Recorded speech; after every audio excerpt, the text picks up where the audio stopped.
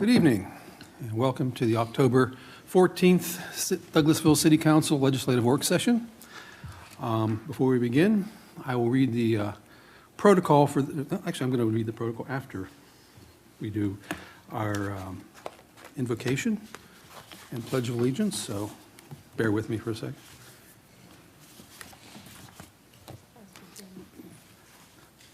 Pastor Gene Fields, you are going to be doing our invocation tonight, and after that, we will have our Pledge of Allegiance read by Councilman Chris Watts. Everybody rise, please. Let us pray. Our dear Heavenly Father, we thank you for this beautiful day, and Father, it was beautiful in weather, but Father, that's not what made it beautiful. It's beautiful because it's a gift from you, Father, and everything you give is out of your love. So Father, we thank you for this. Father, I thank you for the opportunity to be able to come in this setting and to be able to come into your presence. Father, I'm thankful for our city council and all of those that have prepared for tonight, Father. I thank you that there are people in our community that take a leadership role, that have a passion for our community.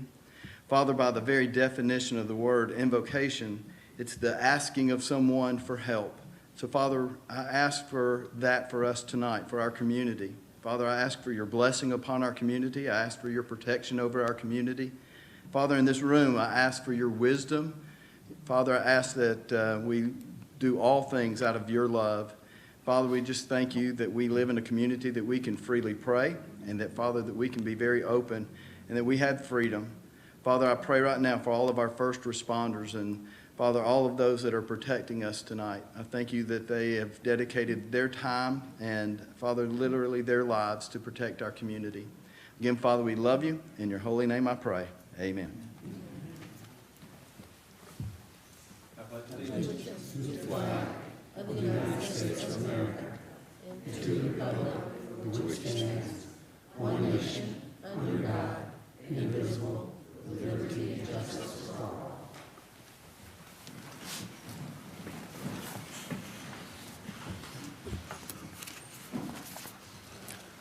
My apologies, just a little bit of out of practice for the beginning. Thank you, Pastor, and thank you, Councilman Watts, for the Pledge of Allegiance. So before we begin tonight, I would like to go over the protocol for tonight's work session. I do not have this memorized, so bear with me as I read through the items. This is a work session where agenda items are presented for discussion and no official action will be taken tonight. Official action will be taken on items discussed tonight on Monday, October 18th. Which is our normal legislative session. If the business you're here for is not listed as an agenda item, there will be ample time under the agenda item comments from citizens and delegates to discuss your business. There are a few protocol items that we need to be made aware of before we start the meeting, so please listen as there will not be any, hopefully will not be any misunderstandings about how we're going to conduct the meeting tonight. You're asked to please keep your comments and presentation on a professional level, dealing with facts that are important for this governing body to make their decision. We will not accept comments that are considered by the chair to be personal attack on any individual or group of individuals. You will receive warning from the chair if you deviate from this requirement. A second deviation will result in a request for you to leave the chamber and the premises for the evening. Only one person will be talking at a time. Please do not applaud or react to speakers. Speak from the audience, cheer, carry on conversation with others in the audience, or disrupt the order of this meeting in any way. I'll remind you that we are only required to accept public comment during the required public hearings. We are not required to accept public comment on other items before this council. We accept public comment on all items because it enables us to make better decisions, but we will maintain order. As the chair of this meeting, at any time during the meeting, I am prepared to stop public comment on any agenda item if I believe that the general good of the meeting will not benefit from actions being taken by a member or members of the audience. If you have a pager, some of you still have pagers, I don't know why, a cell phone or other electronic device, I ask that you either power them off or put them in silent mode. Agenda items will be handled as follows. The committee chairperson will read the agenda item, then the person representing the agenda item or the applicant will make his or her presentation first, and that will be the only opportunity for you to present this information. The mayor and members of council will possibly ask you questions of the applicant or seek additional information. After that, the committee chair will ask for comments or statements from the audience. There's a maximum time limit of 20 minutes for those who speak in favor or in opposition to the agenda item. The applicant's presentation is included in this time allotment. Each speaker will be limited to 5 minutes. Ask that you please fill out a speaker sign-in card that is over by the clerk's desk before you come to speak. Prior to that, make sure you give the card to the city clerk or the city manager over there. At the podium, you state your name and address for the record. Please state whether you're in favor or against the particular item, and then proceed with your comments. If you are under the age of 18, please do not give your address. Each person has one opportunity to comment on each agenda item. No reappearances if you think of something later that you forgot to say initially. Sorry about that. Meeting is not a question and answer format, even though it sometimes devolves into that. It is not a debate format, even though sometimes it evolves into that, but a format that gives you the opportunity to make public comment on the respective agenda item. Please address your comments to the chair, that would be me, not to members of the audience or to the applicant or city staff.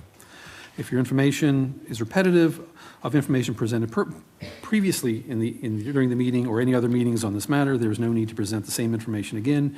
If your information is repetitive, you'll be reminded, then requested that you move on to any new information that you're prepared to present.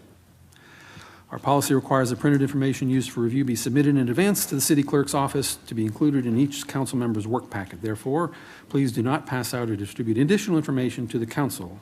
This also includes the citizens' comment period. Even though I said it's not a question and answer period, I will ask now if anybody has any questions regarding the protocol. Okay. Hearing none. That is the fine print of our meeting, as we say. We will move on to our agenda, and the first item on our agenda is announcements and presentations, and we do have a presentation tonight,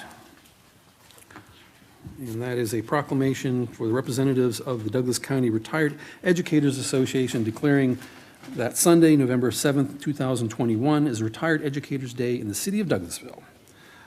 And I will read that proclamation forthwith.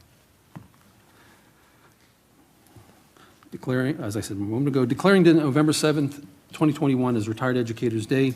Whereas the Georgia Retired Educators Association was founded in 1958 to unite retired educators in Georgia for fellowship, support, and educational community service, and to improve benefits for all retired educators through cooperation with local, state, and national organizations. And whereas there are more than 123,000 retired educators in Georgia, 29,000 of whom are members of the Georgia Retired Educators Association.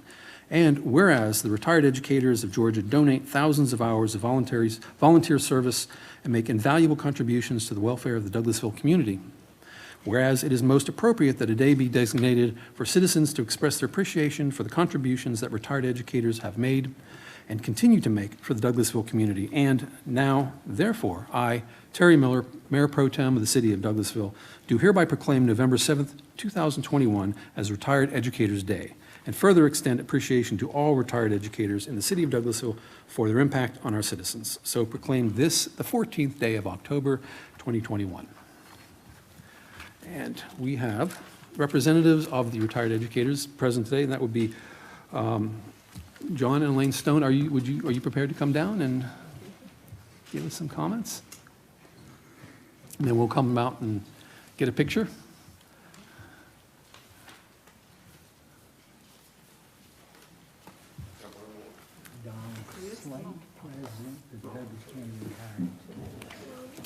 Okay.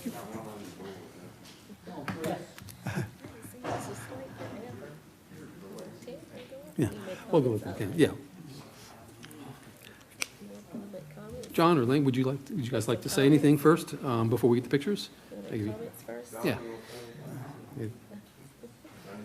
Yeah. You have to state your name and address for the record. I'll tell you. My name is John Stone. I'm a retired educator, Douglas County School System, 31 years in education. I just want to thank the city and the council for declaring our special day, November the 7th. It's statewide, the governor's declared it, and y'all declared it. We're going to have the school system declare it, and the county will declare it. So, but we're proud to be here. Over here is our president of our unit this year, Donald Slate. He's a retired educator locally here and from Douglas County. My wife, Elaine, is retired from the school system, and your city councilman over here, Chris Watts, is retired educator. Been around here for a while. As I said, the retired educators put a lot of stuff back into the local community by volunteers, both in the school and in the community.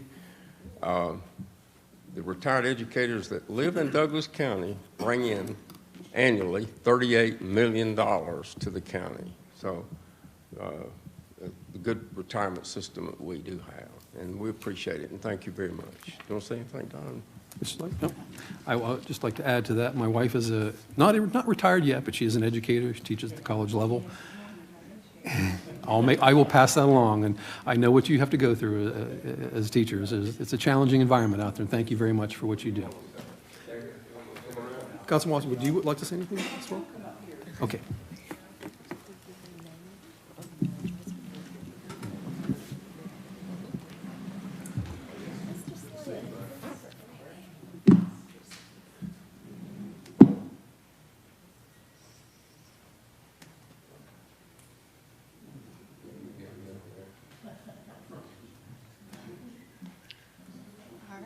I got it. I have it. All right. All right. 1, 2, 3. All right. And then 1 more. 1, 2, 3. All right. It took about 3 minutes.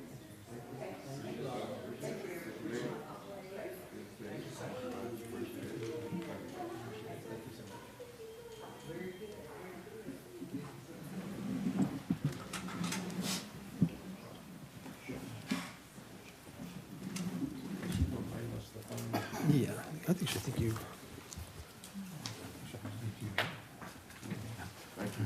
Appreciate it. Thank you.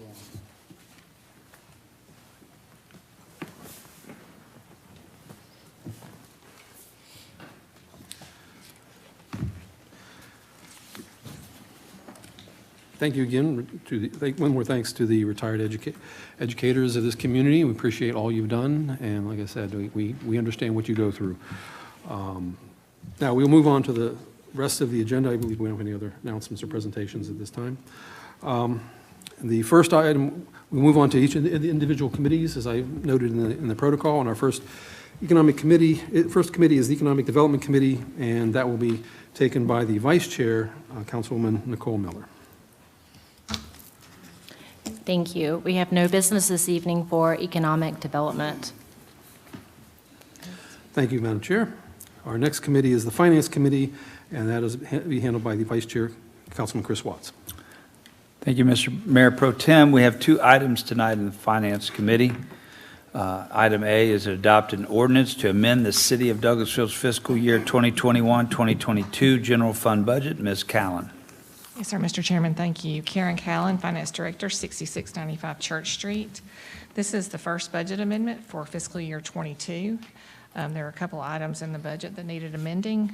The couple of the main items are, first, our sales tax projections are higher than what we initially budgeted, so we are increasing that line item by $500,000. Building permits, due to additional multifamily and large warehouse projects, we're able to amend that budget upward of $200,000. We are bringing forward from prior years line items in the budget, which we have a detailed listing on page 3, and including in that roll forward, we have the $432,000 for cost of living, sick leave buyback, and employee incentives. Also, Parks and Recreation, where we have a clerical change from moving 1 employee from Parks and Recreation administration to athletics, park athletics.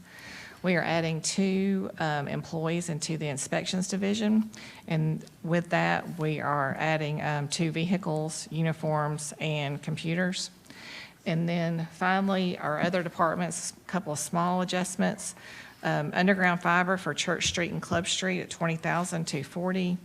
Cubicles for the engineering department, additional funds for insurance, transfer to the multiple grant fund for 50% of the general funds match, and for the bulletproof vest grant for $15,621. If you have any other questions, I'll be happy to answer those for you. Thank you, Ms. Callen. We talked about this in committees tonight. Does anybody have anything that's come up between then and now that you'd like to ask about? Nothing? All right. I'd like to ask to place this on the consent agenda for Monday. That'd be fine. All right. Thank you, Ms. Callen. Item B is authorize the mayor to sign an agreement with Contour Engineering LLC for construction materials, testing, and special inspections at the city's Amphitheater Town Green site. Mr. Marcus Thompson will take this. Good afternoon, Marcus Thompson, City Engineer, 6701 Church Street. All right, with us approaching the construction of the Town Green and Amphitheater project, it's standard procedure to hire a third-party geotechnical engineer to provide construction materials testing and special inspections as well, and also stormwater monitoring services. So we solicited to 4 different firms for these services. We received proposals back from GeoHydro, Contour, Atlas, and Nova. We feel as though Contour Engineering provided the most complete bid, demonstrated the best understanding of the project and project site, and offered the best value to the city of Douglasville for this project. Additionally, their proposal is within budget allowance for this scope of work. And based on this information, we feel as though we should proceed with Contour. Also, I have Mr. Barkley here with CPS to provide any additional information and answer any questions you guys may have. Thank you, Mr. Thompson. Did anybody have any questions?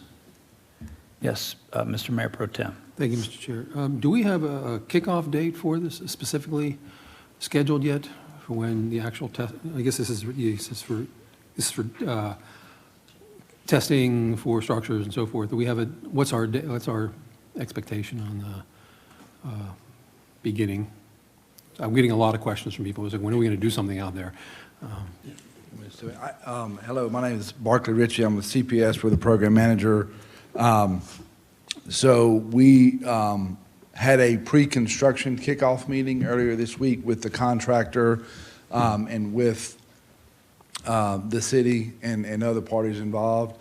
And so what we are targeting is to start mobilizing the month of October. That is our goal.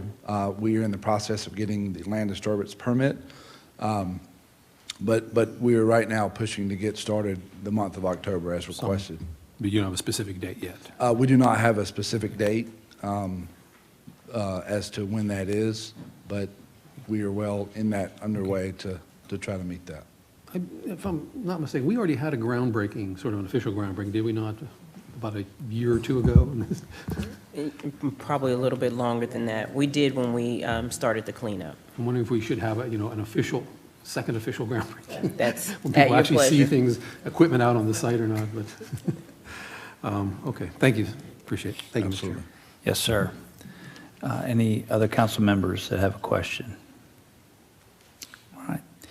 Thank you, Mr. Thompson. And I would ask that this also be placed on a consent agenda for Monday. Everybody okay with that? All right, thank you. Mr. Mayor Pro Tem, that's all I had tonight under finance. Thank you, Councilman Watts. Our Thank next you. committee is Housing and Community Affairs. That is, will be led by Chairwoman Dr. LaShun Danley. Thank you, Mayor Pro Tem. We have no business tonight under Housing and Community Affairs. Thank you, Madam Chair. You're Our welcome. next committee is the Legislative and Intergovernmental Committee, also to be handled by the Vice Chair. Doctor. Thank you, Mayor Pro Tem. We have no business under Legislation and Intergovernmental tonight. Thank you. You're welcome. You can see who the busy people are going to be tonight. Next committee is the Personnel and Organization Committee, and that will be handled by Chair Councilman Chris Watts.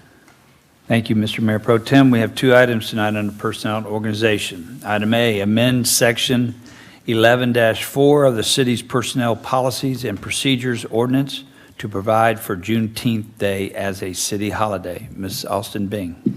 Thank you, Mr. Chairman. Good evening, Madam Mayor. I'm sorry, Mayor Pro Tem. I'm so used to saying that. Mr. Mayor Pro Tem, I'm sorry about that. And Council, Tia Austin Bing, 6695 Church Street. The first item on the last round, if you remember, we came before you with research from our local neighbors as it relates to them adopting Juneteenth as a holiday. It became a federal holiday this year. So we wanted to recommend that we also adopt this holiday to make it our 12th holiday, paid city holiday time for our employees. It is trending, and we wanted to bring this before you in hopes of having this approved as well to be able to amend our personnel policies and procedures. Thank you, Ms. Austin Bean. Now, we discussed this, what was it, a round or two ago? Yes, sir, one round ago. And approved it. So this, voting on this on Monday will make it official. Okay. If you so choose. Any questions about this being a paid holiday, or anybody? It's a quiet bunch tonight. Well, Ms. Austin Bing, I'm going to ask if we can put this on the consent agenda for Monday. Thank you very much. Yes, sir. Ms. Austin Bing. Item B, adopt a resolution providing for one-time special holiday season payments to the City of Douglasville employees. Ms. Austin Bing.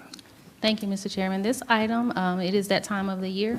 Some of you may remember where we come before Mayor Pro Tem, and Council to make a recommendation to adopt this resolution for our employees for holiday bonus payments. The criteria is that full-time employees be employed 6 months as of December 1st of this year in the amount of $300. Full-time employees be employed for 3 months as of December 1st in the amount of $150. And then part-time employees will be eligible at 6 months as of December 1st in the amount of $150. We are also recommending our supermarket gift card to be awarded to our employees as well, in the amount of $50 per employee, no matter how long they've been employed. And I'll take any questions if you have. Okay, thank you, Ms. Austin Bing. Any questions from Mayor Pro Tem or Council? Yes. I just wanted to make a note. This has not changed, with the exception of traditionally the supermarket gift card was $20. So I advised our HR director that I think based on the times that we may need to up that a little bit more. So I just wanted you to be aware that everything stays the same with the exception of the gift card to the supermarket. So inflation has affected our gift cards now. Yeah, I think we all know we can't get much for $20 at the That's true. supermarket anymore. Can't even fill up a grocery bag with $20. Okay, well, thank you, Ms. Austin Bing, and there's no questions. Yes, Mr. Mayor Pro Tem. Yeah, thank you, Mr. Chair. I just want to say that this is definitely well-deserved. We have the best city staff, I think, anywhere, and they make us look good. Yes. They really do. And it's well-deserved, and it's the least we can do, but we're very, very appreciative of all the hard work that we get out of our city staff, especially in what can be considered very challenging times. Yes, You guys sir. are stuck with it. We do get feedback around this time of year where they really appreciate those two items, so I agree. Yes, sir. That's all, Mr. Chair. Thanks. Okay, thank you. Anyone else? All right, and I'd like to place this on the consent agenda for Monday also. Thank you, Mr. Mayor Pro Tem. That's all I had tonight under Personnel and Organization. Thank you, Councilman Watts. Moving on to our next agenda item, that is Planning and Development Committee, that will be chaired tonight by Dr. LaShun Danley. Take a deep breath. One deep breath. Thank you, Mayor. Pro Tem, we have several items tonight, and I just, prior to our staff, Mr. Ryan coming, I'd like to just say that the order that we will proceed is our staff will read the item, and I will follow up with them, as well as the developer will come up and speak. Then we'll have comments from our council. We'll have a public hearing for those that are for the project, which would be 20 minutes, and those that are against the project, 20 minutes. So we'll make sure that I'm sure Ms. Acker will accurately make sure that we're in with those time frames. And then, of course, the developer can come and make comments after our residents, our citizens have comments. Okay, Mr. Ryan. Yes, sir. You want me, I can't see it. Okay, so can we change the screens? Does it? Okay, the first item is hold a public hearing and consider requests for a change in zoning from R2 Single Family Residential District to PUD, Planned Unit Development District, for 83.3 acres at the northeast intersection of Presley Mill Road and Timber Ridge Drive and land lot 54, District 1, Section 5, Parcel 2. Application by the Revived Land Group, care of Neville Allison, Managing Partner. Okay. Thank you. Go ahead. Okay, Ryan Anderson, 6701 Church Street. First, I'd like to give a background on the public participation and public dissemination process as it relates to this case. There's been a total of 6 meetings conducted related to this zoning item. There has been 2 planning commission hearings, 1 city council workshop, and 3 meetings by the applicant. The zoning case has been advertised in the Douglasville Sentinel for 3 runs. A public notice sign has been posted on the frontage of the subject property for a total time exceeding 5 weeks. The case has been advertised on the city's website for approximately 3 weeks. City staff has mailed public notice letters based on the county's GIS website to addresses within 300 feet of the subject property. The Planning Commission originally heard this zoning item on September 15, 2021, and voted for a unanimous recommendation of approval. The item was heard by the City Council on 9/16, and no action was taken, and the case was remanded back to the Planning Commission on 9/16. The applicant held another public information meeting on October the 5th, 2021, to give those citizens who may have missed earlier meetings an opportunity to engage. The Planning Commission reheard the case on 10/12 and once again recommended approval unanimously. This meeting marks the 7th meeting related to this particular zoning case. Finished with the background now, I'm about to begin the presentation. According to the recent census numbers, the city of Douglasville had approximately a 12% increase in population, growing from 30,961 in 2010 to 34,650 in 2020. A recent City of Douglasville housing study assessment stated that a key to preventing housing costs skyrocketing as Douglasville grows is the need to meet future housing demand by continuing to develop enough housing. For Douglasville to meet its forecasted housing demand, it needs to add roughly 140 units per year between 2021 and 2025. Right now, we're a little bit behind on that. This project will help us in those efforts. This rezoning application is being submitted by the Revived Land Group. This rezoning will facilitate the development of a new 238-unit single-family residential community consisting of 42-foot, 50-foot, and 60-foot wide single-family detached lots. The site is designed so that the largest lots are located along the periphery of the site, closest to the adjoining lot lines, and the smallest lots are located toward the center of the site. The proposed development is consistent with the purpose and intent of the UDO. The city's UDO states that the intent of the PUD zoning designation is to encourage the best possible site plans and building arrangements under a unified plan of development rather than a lot-by-lot regulation. That is precisely what the developer accomplished with this proposal.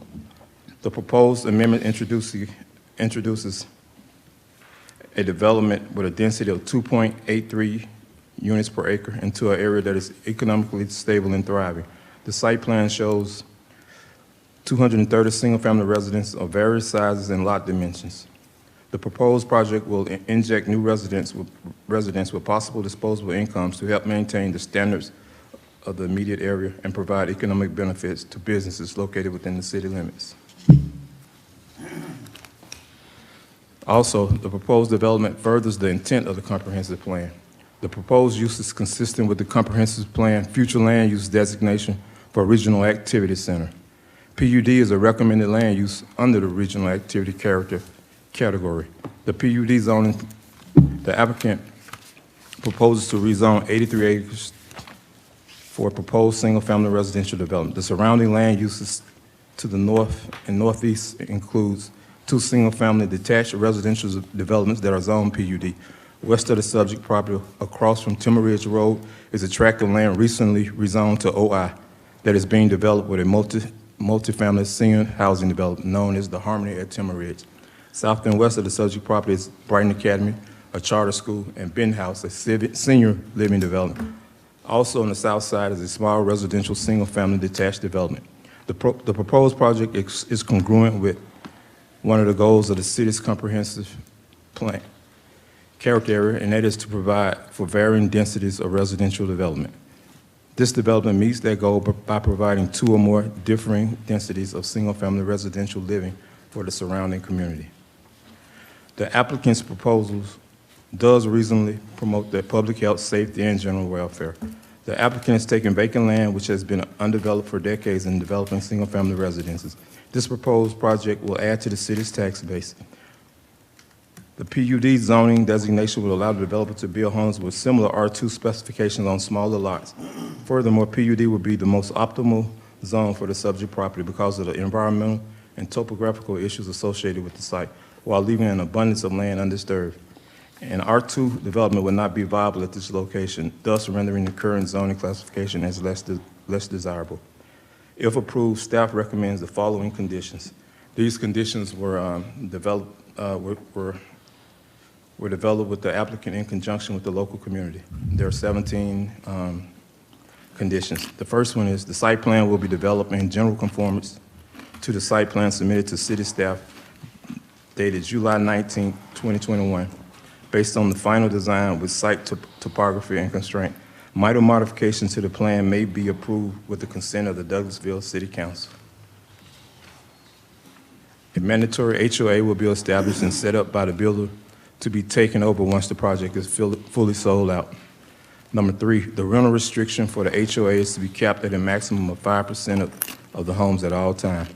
Number 4, minimum square footage of the homes are to be 1,800 square feet and up. Elevations are to be cementous material and consist of a combination of brick, stone, shake, hardy panels, hardy plank, or real stucco. No vinyl or synthetic stucco is allowed on the homes. Elevations are to be in general conformance to elevations submitted to staff and presented to the Planning Commission. Number 6, the frontage along Presley Mill Road will have a 6-foot high fence that will consist of brick columns every 75 feet and black aluminum fencing along the entire frontage of the site along Presley Mills. The colors of the fence are to match the color tones found along Presley Mill. Number 7, the property will be developed with a maximum of 238 single-family detached lots. There will be a minimum of 57 lots that are 60 feet in width. Number 8, the minimum lot size allowed in development is 4,200 square feet and 42 feet in width for the single-family detached lots. Number 9, all open space setbacks and lot dimensions are defined on the attached site plan dated July 19, 2021. Number 10, the community will be developed with a clubhouse-style building for the pool area, a pool, and a common area for residents. Number 11, sidewalks will be located along both sides of the streets, internal to the site along Presley Mill Road. Sidewalks are not required along Timber Ridge except south of the proposed access point and constructing south. No sidewalks are to be constructed down Timber Ridge on the north side of the access. Number 12, there will be a 25-foot landscape replanted setback along the south and eastern borders with the neighbors. Number 13, the project is to coordinate with the City of Douglasville Public Works Department on recommendation and improvements to the entrance off Presley Mill Road and the intersection of Presley Mill and Frank Lane. Number 14, all lots will be set back at least 80 feet from Presley Mill Road. Number 15, right-of-way dedication along Presley Mills is to be provided for the intersection improvements. 16, elevation shall include a 2-foot brick water table on the side of all homes. Elevation shall include decorative carriage-style garage doors. Thank you, Mr. Anderson. The applicant is here. All right, and applicant can come forward, please. You'll state your name and your address for the record, sir. Let me get out. She gave me the. Sure, I understand. Okay, perfect. Kenneth Wood, 350 Research Court, Peachtree Corners, Georgia. So it's great to be before you guys again to run through the project and even go over changes that we made even since you saw it last time. And so bringing up the aerial so that you can see as we have Presley Mill and Timber Ridge. And really, as you look at the aerial, that was kind of the very first thing we saw when we started the project was that we fit right in with other lot sizes, other lots around us, other zonings. And then as we started looking through the activity center, we knew this was where a perfect site would be for residential development. It's close to job centers just off to the west, as well as other residential just off to the east, as well as it's close to the schools, private and public. As we're looking at kind of our journey, our journey started way back in March when we first started planning and started meeting with staff in April and May. We had our first community meeting in June. We sent those notices out, the way we always do and that we thought to do, and we had good representation at the first and second meeting. Our plan started off, and what we're going to kind of go over with you guys is kind of where we started with several years ago about the plan that we had and what we learned from the community. And then after our first community meeting, what we learned from that and the advances we made there. And then after another community meeting last week, what we learned from there and even made more changes since then in the last week. And so getting into it, looking at land use, for all the reasons Ryan said is why we're seeking your approval, is for every document the city has on land use, zoning, density, activity center, we're right in the middle, if not on the lower end of exactly where we should be with the PUD. When you look at the regional activity center, that's where you want to put your intents and your uses. This is not an intense use, but it's on the lowest scale of the regional activity center, and we fit right into it on the edge of there. Just across the street with us, you have basically what's being built right now with the new senior facility. It's upwards of 7 units per acre, and then you have the other senior facility just to the west of us. It's upward of 14, and so forth, as I'll run through some different density barriers around us. Looking at the zoning, PUD was where we settled on, and it wasn't just because of the map, but when you look at the map, you realize there's PUDs all around us, and what makes the most sense. When you look at the land use, that was what was the most fitting for the site as well. Even as we were going through the different iterations of the plan, it always stayed consistent that was the best land use for the site. As you're looking at the density surrounding us, you'll see that we're on that lower end of that density, but this was the most fitting zoning for our site because it gives us the flexibility to make the site more unique and consolidate it, which leaves more room to be able to keep undisturbed and more room for park space. So this is the plan that we had several years ago going forward. This was 396 units. It consisted of multifamily senior apartments. It had clustered detached that crossed the creek and went to the other side. It also had attached townhomes at a density of just under 5 units per acre. And so what we heard loud and clear from the neighborhood was that they did not want to see any more apartments. They definitely did not want to see any attached townhomes. And they wanted to make sure that everything we were going to be building out there was not going to be any rental. No rental. Do you have to disturb the entire site? There any preservation, buffers against the neighbors, the fencing along Presley Mill. And so what we did is this project died and the Revive Land Group moved forward. So we tried to take all of those ideas in our first meeting, and I went over everything that I had heard to pass along to them and go over, well, what does this plan want to be? And the answer was very clear in talking to the neighbors. That would be a non-rental, single-family, detached deal. And so as we started moving forward, this was our initial plan. It was 260 lots, and we were across the creek over where the gas line is. And this was the first item that we brought forward into the submittal and our first community meeting that we had. As we moved forward, the things came out as, can you reduce units? Let's look at Presley Mill, road improvements on Presley Mill, buffering up against neighbors to the south and to the east. Do we need to go, cross the gas line? Is there anything we can do to preserve that, preserve any land, the trees? How close are you to the creek? The HOA rental restrictions, making sure we had an HOA, substantial materials on the buildings. All of these are the type of comments we started receiving. And so our final submittal to the city, we reduced the plan down to 238 lots, which is 2.86 units per acre. We actually submitted representative architecture that we actually have revised since then. We pulled everything away from the creek. And so we have places where outside of even the impervious buffer, we don't even touch any of that with our lots. Some of the back of our lots are upwards of 50 or 75 feet from the impervious buffer. So that means our houses are upwards of 100 to 110, 120 away. We removed all of the lots on the north side. That means that we only have one access point, which creates a loop through the site to Timber Ridge. The second access point on Timber Ridge and all the disturbance on the north side of the creek, That is all gone on the latest iteration. That means that that gas line will be left completely alone, and that there's about 10 acres on that side of the creek alone that's usable for future use, either by the HOA or if there's some other interest for any type of future use for a park or any type of idea like that. What we did on the plan, when you look at it, is really try to consolidate everything. And this is another map showing density comparisons.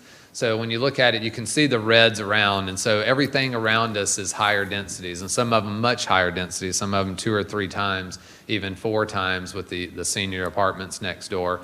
There's really on the one site just below us that was platted back in 2004, and it's only 50% built out in 2021 that's below us, that's a little bit lower density at 1.86. Every other one's, our 2.86 is actually lower than all the others. And this is a kind of an intensity map, and this kind of tells you exactly why we chose the site, why we think it's such a great fit, because these are the higher intensities. These are job markets. These are office, commercial, other areas that you can go to. And so you can see that our site is centered around other neighborhoods as well as schools, churches, office, commercial, where you can go very close nearby, and it has a good network of roads for us to be able to get there. This is the land plan, and that was kind of the density comparison. You can see the 1.52 right below us. That was Presley Park. That's not built out yet. 3.47 at Gardens at Kensington, 3.49 at Slater Mill, and then you have the townhomes close to 8. The senior apartments beside us close to 14, and the new ones that were just approved close to 7 units per acre. There was a lot of discussion, just to clear up anything if you guys listened to the recording of the Planning Commission. There was a lot of discussion. It got really confusing, and I tried my best to describe it about, well, since we're consolidating everything and leaving 40% plus of the property alone, why do we count that other property in your density calculations? And we were just explaining that every property in the entire city, really, I've never seen an ordinance where you don't count anything. You net out floodplain, but you always count your entire site. We have a large tract of land, and so 238 units seems to be a lot of units to some people that we've talked to, but it's only because it's a really large tract of land. It just happens to be 83 acres in an area that has some development and some tracts that are still left undeveloped. So what we've done is really consolidate it. We've added those buffers on the south side so that we don't have our lots coming anywhere close to Presley Mill. We don't have lots touching back on the east side. We took everything off of the north side. We pulled everything away from the buffers. We're pulled 80 feet plus away from Presley Mill and at least 50 to 80 feet off of Timber Ridge, and you only have a glimpse of even being able to see the project off of Timber Ridge, and then the entire rest of Timber Ridge will remain the way you see it today, undisturbed in perpetuity.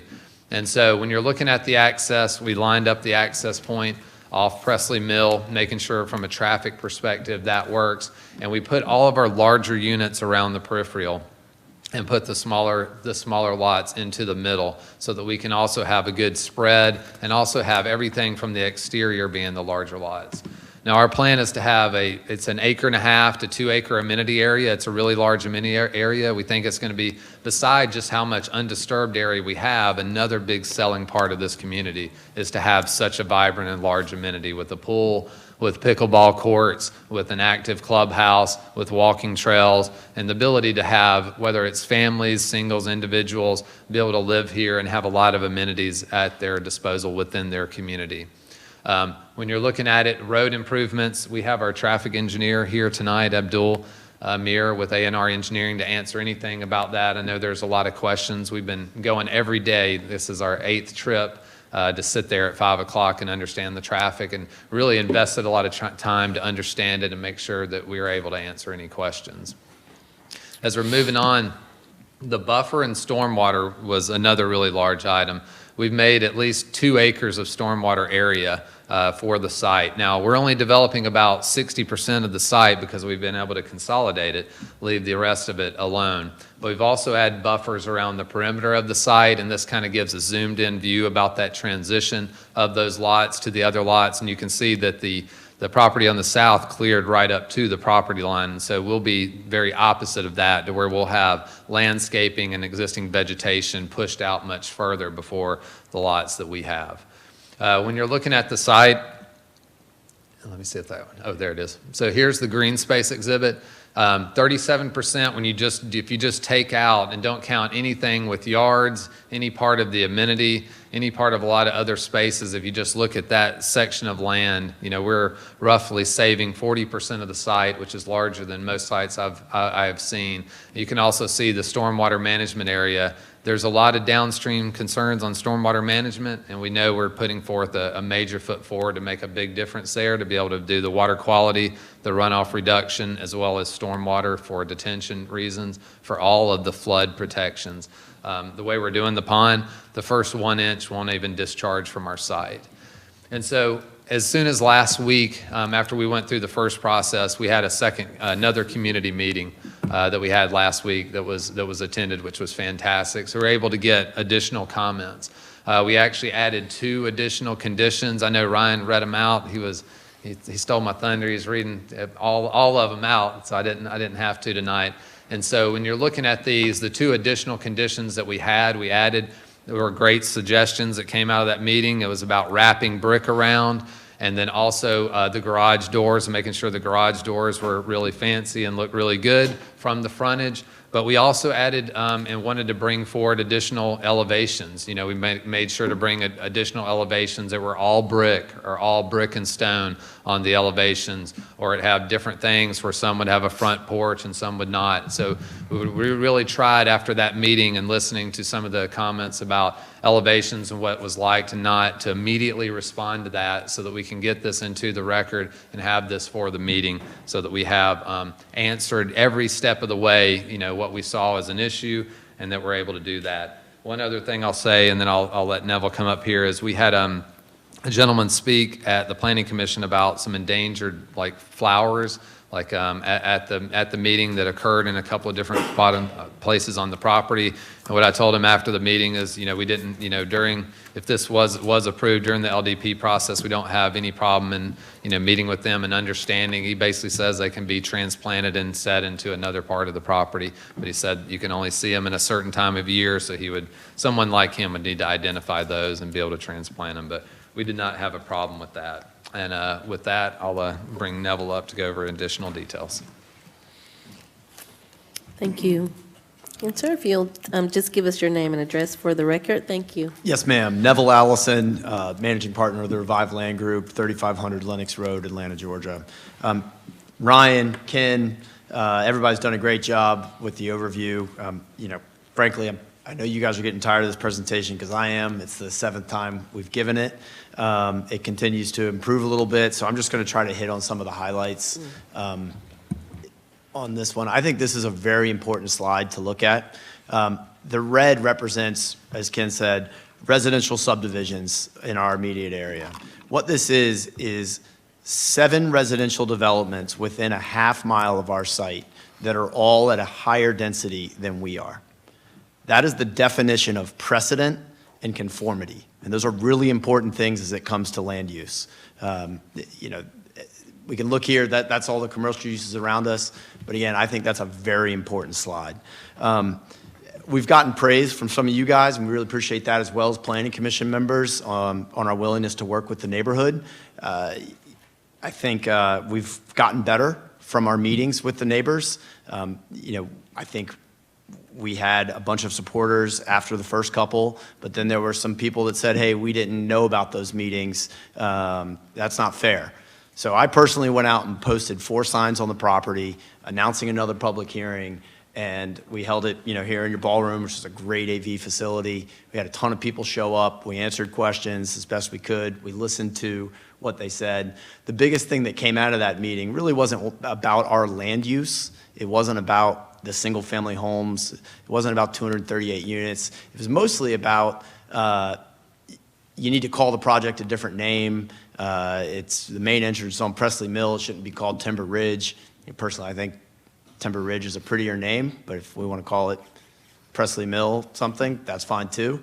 But some good comments came on our elevations. People, again, it's subjective, not an objective thing, but people didn't like our elevations. They thought that the garage doors were too plain and white.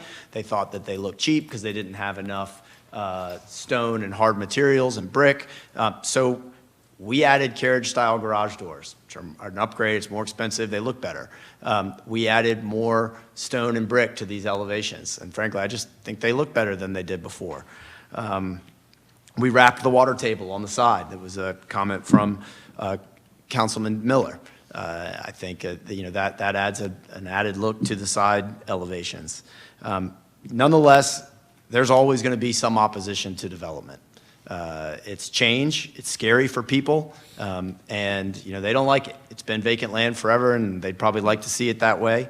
So that's not unusual. It's also not unusual to have some support for a development. But what is unusual is to have that support come to meeting after meeting after meeting and take personal time away from their families at night and come and voice that support. And these aren't people that just came to the last meeting and said, I think I'm going to support that thing. They've been involved in this project longer than I have, going on 3 years now, and led the charge of opposition in previous attempts. And now I think some of those people are here to voice their support of our proposal. This is the same plan that you guys heard. It's the same plan that got unanimously approved by Planning Commission twice. It's the same plan that your professional staff has recommended approval. And again, this is a hearing about land use. And our land use fits your future land use plan. It fits the goals of your comprehensive plan. And the PUD category is a permitted category within that future land use map. And again, we're at a lower elevation, a lower density than everybody else. Just a couple other things to touch on. The comprehensive plan kind of outlines growth goals for the city of Douglasville. It's 1.5% annual growth. The numbers that Ryan just outlined in his presentation touched on that it's fallen short of that. The city has not had 1.5% annual growth over the last 10 years. It's been less. And I was thinking today, why is that? What's going on? So I went back and I looked at that report, your 10-year strategic plan, and it talked about needing 600 plus new homes annually to be the for sale portion of that 1.5% growth. And I pulled the number of new home sales in Douglasville over the last 12 months, and you're at 345 of them. And that's half of what your 10-year strategic plan says that it needs to be. That growth is what's going to support the City on the Green project and all of that retail. It's going to be increasing that tax base to have those folks come out and use all those things. Our site's a mile away from that. They're going to be at it all the time. I think it's going to be awesome. It's why you built the parking garage here, for people to come to downtown and utilize all those lifestyle amenities. So then I wanted to look and see, well, why hasn't there been more activity out here in Douglasville? I went back through every Planning Commission agenda over the last 12 months, and you guys know this. How many single-family proposals have been before the Planning Commission over the last year? It's 0. And it's because they're hard. They're really hard. You see townhomes, people want to do that. It's hard to create a site plan like what we have, where you can meet what the neighbors have done, what the neighbors want, and also a high-intensity future land use map, and still make it economically viable for the developer. And I think we've done that here. So I think that's pretty important to look at. As far as the market, some people have commented in the past of, well, I don't know if you're going to be able to sell all those homes. Is there a demand for them? I think from the supply side that I just explained, there is a demand. But further than that, I pulled all of the new construction homes currently for sale in the entire city of Douglasville. There's 14 as of this afternoon listed on FMLS. That's not enough. They measure months of supply of housing. And what they're doing now in the Atlanta MSA and Douglasville included, they're measuring it in weeks of supply because it's such a serious housing crisis. If you want to live in the city of Douglasville in a new construction home, I don't want to say you don't have any options, but you don't have a lot right now. And that's what we're trying to create. So with that, you know, we added the additional conditions. The site plan's the same. We'll answer any questions you guys have. We brought our traffic engineer here with us that can speak very technically about the traffic in the area. And we're happy to call him up if you guys have specific questions with that as well. Thank you. Thank you, Mr. Allison, for your comments and also to your staff. Are you all done with your comments? Okay, great. So yes, this has been a long process. However, it's not the first long process that we have. One thing about this mayor and council, since I've been a council member, is that we listen to our residents, and we really, really want to make sure that we get it right. And in our city, listening to our residents, whether they oppose or support, is sometimes it's called patience, and we just go through the process. So thank you for being here again. I will yield my comments and start with Mayor Pro Tem Terry Miller with any comments, and then just open the floor for our other members of council. No comments at this time. Okay. Any other council members have any comments? I want to hear what people have to say. Sure. Okay. You want to wait until? Yes. Okay, great. All right, so we will open the floor now to hold a public hearing for the residents that are here, or business owners that may have, who are for this development.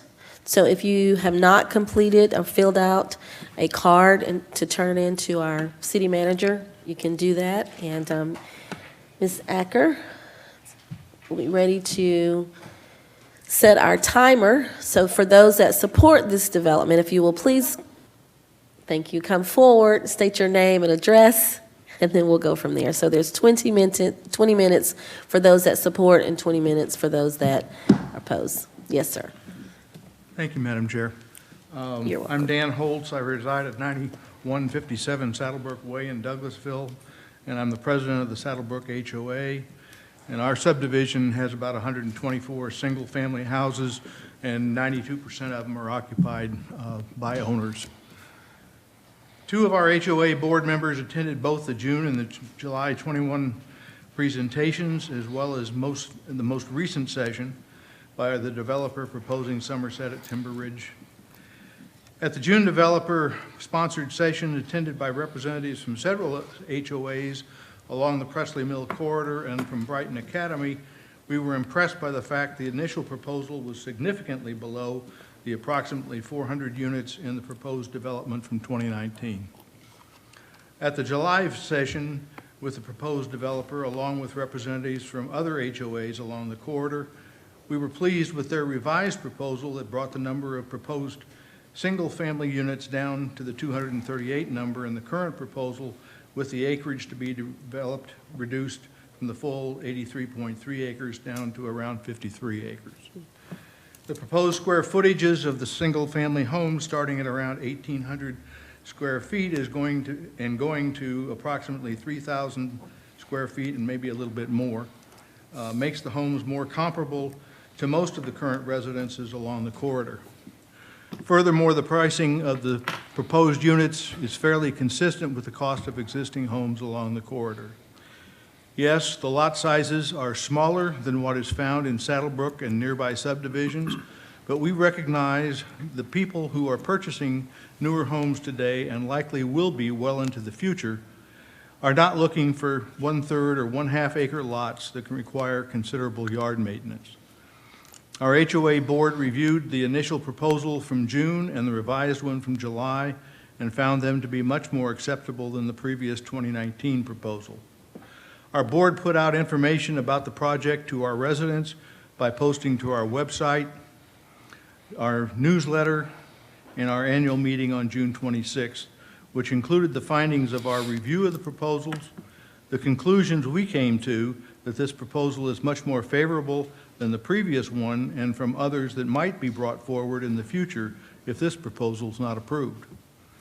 Our report that the HOA board supports this development proposal, and our encouragement to our residents to support this development and to make their feelings regarding it, whether positive or negative, known to mayor and council.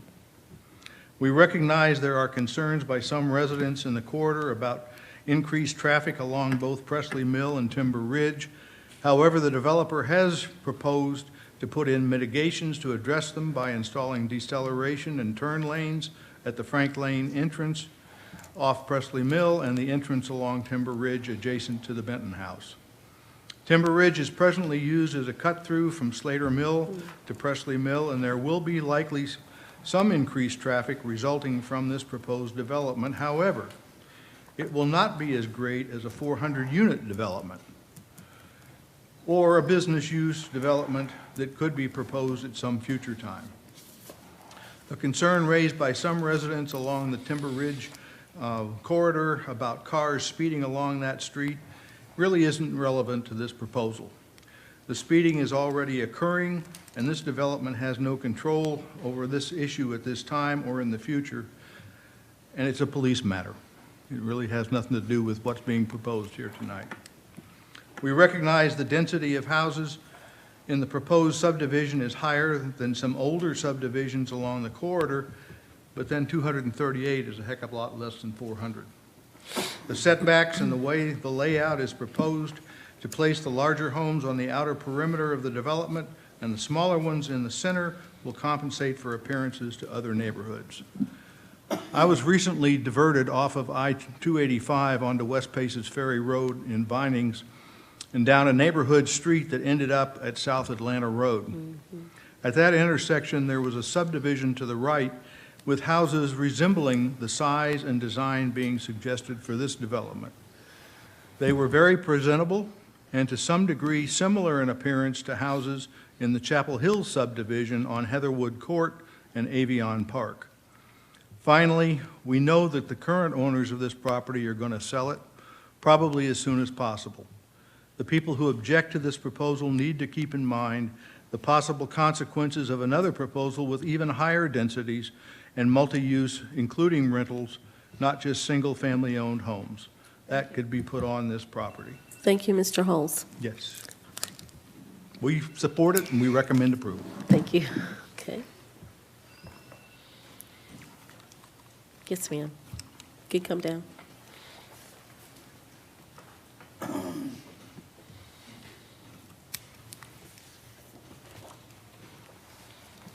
Good evening. Good evening. My name is Rita Harper, and I live at 9044 Bond Street, Douglasville, Georgia.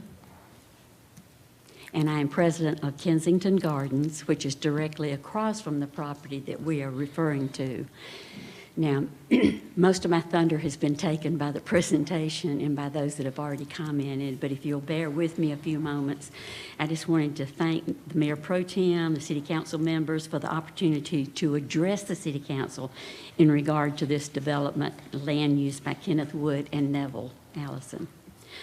Kenneth Wood touched base with the board at Kensington Gardens May 27, 2021, to request a meeting with the HOA board members of communities that are adjacent to the Presley Mill and Timber Ridge roads.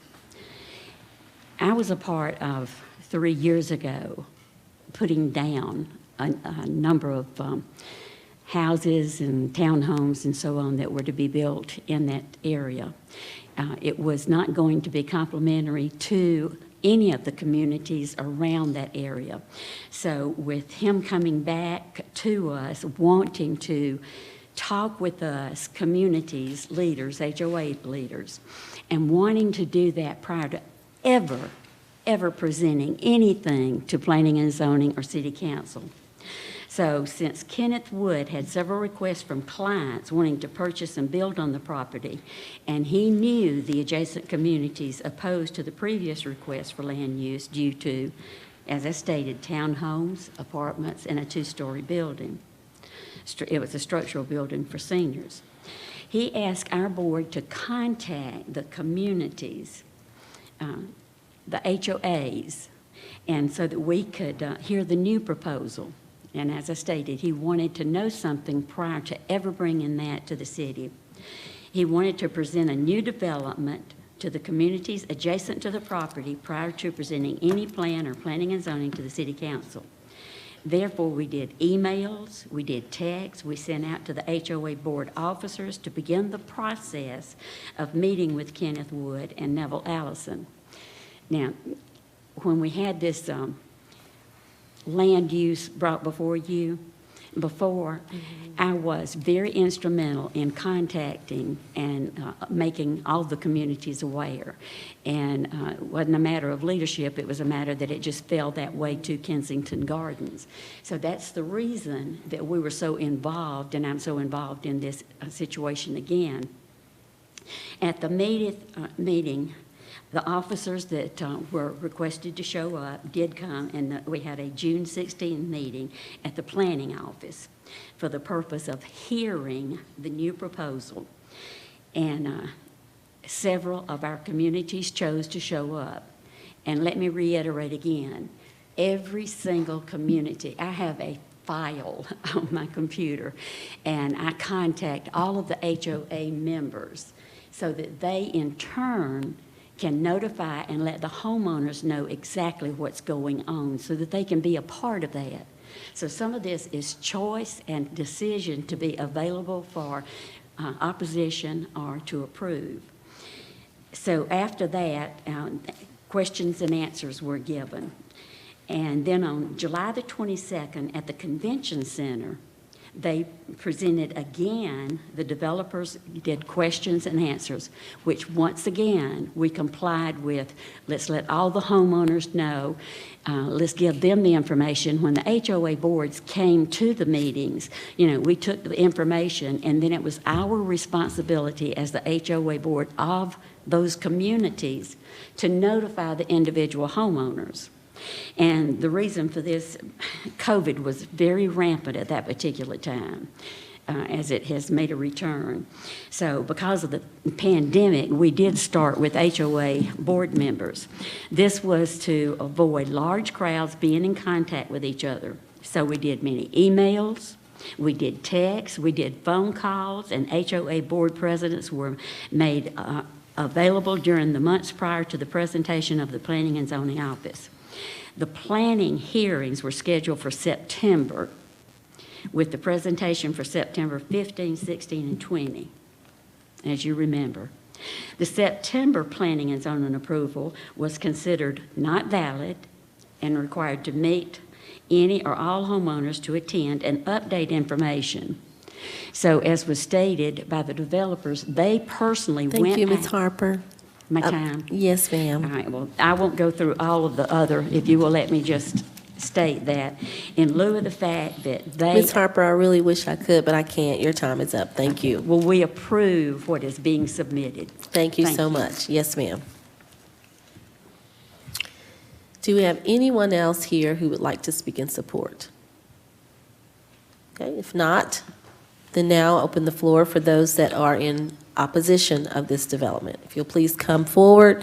If you have not completed and filled out a card, please do so with our city manager to my right. Come to the podium, microphone, speak your name, and give your address for the record. Thank you. Thank you. Good evening, Mr. Mayor Pro Tem. My name is Lisa Reeves, and I live at 9322 Savoy Court. I want to thank you for allowing me this opportunity to address my concerns and opposition to this rezoning. I appreciate that you all want to get it right and you want to do it by the books. So first and foremost, I am concerned about the actual density of the property being developed. The proposal from the developers states that 37% of the 83.3 acres is open green space, meaning that only 63% of the 83.3 acres is getting developed. That is 52.48 acres total. 238 homes on 52.48 acres means that the density is actually 4.54 units per acre, not 2.86. The applicant responses provided by the applicants on July 21st, 2021 states in answer to question 9 that the proposed development will have a gross density less than many surrounding PUD-zoned developments. When asked about this, I was told that density of only developed property, so excluding the green space, is not done. However, the PUD properties that are being used for comparison do not contain large amounts of open green space, therefore making those comparisons obsolete. 238 homes is significantly less than 400. and I do recognize that there is support due to people preferring this proposal over the proposal of 2019. I do not think that the question here is between these two options, A or B. Neither are a fit for this area. Instead, we should recognize that this proposal is headed in the right direction, and with further modifications, it could be optimal for this location. Larger lots equaling lower density, higher quality homes, and designs that are consistent with neighboring neighborhoods, surrounding neighborhoods. We were told that discussing the look of the proposed homes is not the purpose of these proceedings. But it seems to me that the look of the proposed homes should absolutely factor into whether or not to approve zoning changes, as it will affect the property values of homes of existing taxpayers. Please look at the renderings of what is being proposed. The homes are far too large for the lots that they are built on. Rather than enlarging the lot size and reducing the number of homes, the developers are opting to cram as many into that space as they can. There are 10 to 15 feet separating the homes in the interior of the subdivision. The home exteriors are subjectively of lesser quality than homes in surrounding ungated subdivisions. All garages are double-sized and forward-facing. Approving this development will set a precedent, allowing future developments to have lower quality and standards than what is currently found in this part of the city of Douglasville. Building material costs are skyrocketing due to the pandemic. Before you vote next week, I implore you to please drive through Kensington, where I live, Presley Place, Presley Park, Charlton Place, even Grace Lake, all off of Presley Mill Road. You will find lots in a variety of property sizes with a diversity of looks made of high-quality materials. The 2021 proposal revised plan also indicates that the total parking spaces provided are 998. This means that there will be a significant increase on traffic throughout all of the city of Douglasville, not just on Timber Ridge and Presley Mill Road, but on other currently overly congested roadways and intersections throughout the city of Douglasville and Douglas County. I respectfully oppose the current development proposal and ask for a further reduction in density be required for any development that is ultimately approved. Denying this proposal and maintaining the R2 zoning would resolve that matter. I ask that the mayor, Mayor Pro Tem, and City Council please require current impact analysis on community resources, as well as require builds that are consistent with surrounding ungated neighborhoods found on Presley Mill Road. Thank you. Thank you, Ms. Reese. Do we have anyone else who would like to speak in opposition?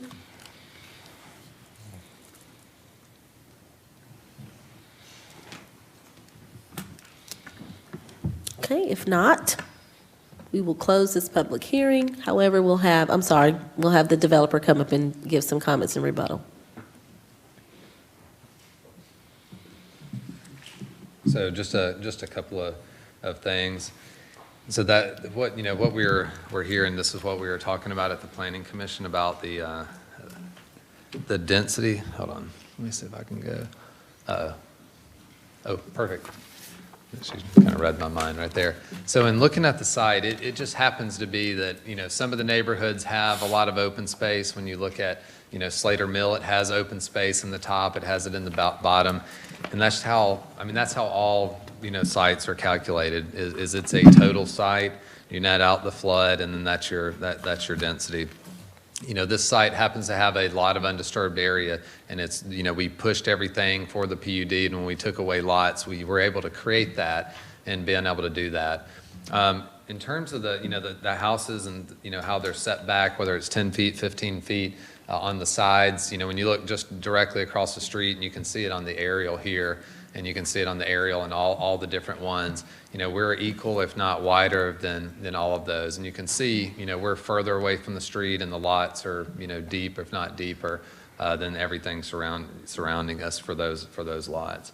As far as the traffic counts go, it's a little deceiving. The way we list it on the plan for the parking is we have 2 spaces in the garage and then 2 spaces in the driveway. So that's 4 per every home. That's available. That doesn't mean that, you know, people will do that, but that's what's available on the site if you have guests over. But we also have a lot of parking for the amenity area in case somebody wants to drive to the amenity from the back of the site and they don't walk, then that's available too, as well as handicap accessibility. But that's how the parking spaces are counted. It's not that there'll be that many cars running out for it.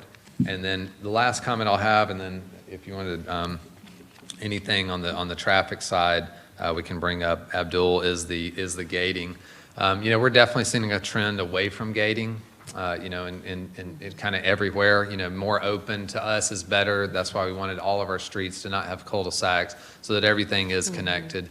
You know, this is one of those sites that the terrain's pretty severe on here, and so that's what makes it want to be a little more traditional as we show. You know, when you're looking at alleys or different type of rear-loaded products where you'd have the garage in the back, you know, those generally are a lot easier to do when you don't have quite as much topography. And so this is a more traditional. We have bigger buffers around the edge, and we're really trying to consolidate everything to the inside to leave those buffers and have the community consolidated. So gating was not something that we have considered. So we purposely wanted that to be, you know, different from that.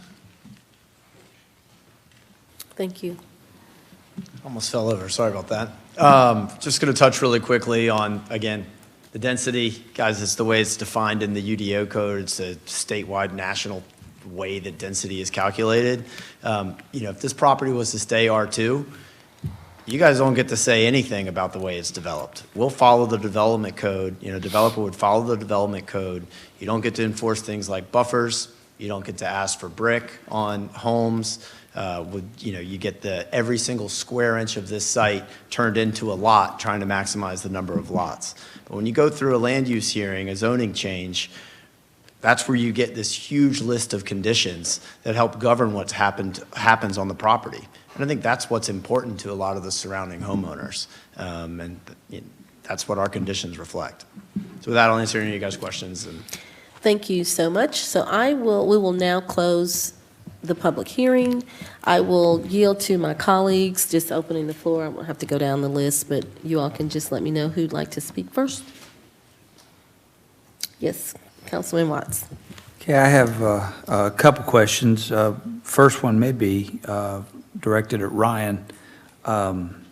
The conditions listed on page 19, the 17 conditions, who enforces those or makes sure that they're followed through with, you know, just for the benefit of those listening and myself, because I'm not sure the answer. Some of the conditions will be addressed during the development plan process. We will ensure that their houses are designed the way that they say that they will design them according to the conditions. And I guess the HOA would enforce some of the other ones, but most of them will be addressed during the development plan process. Okay, thank you, Ryan.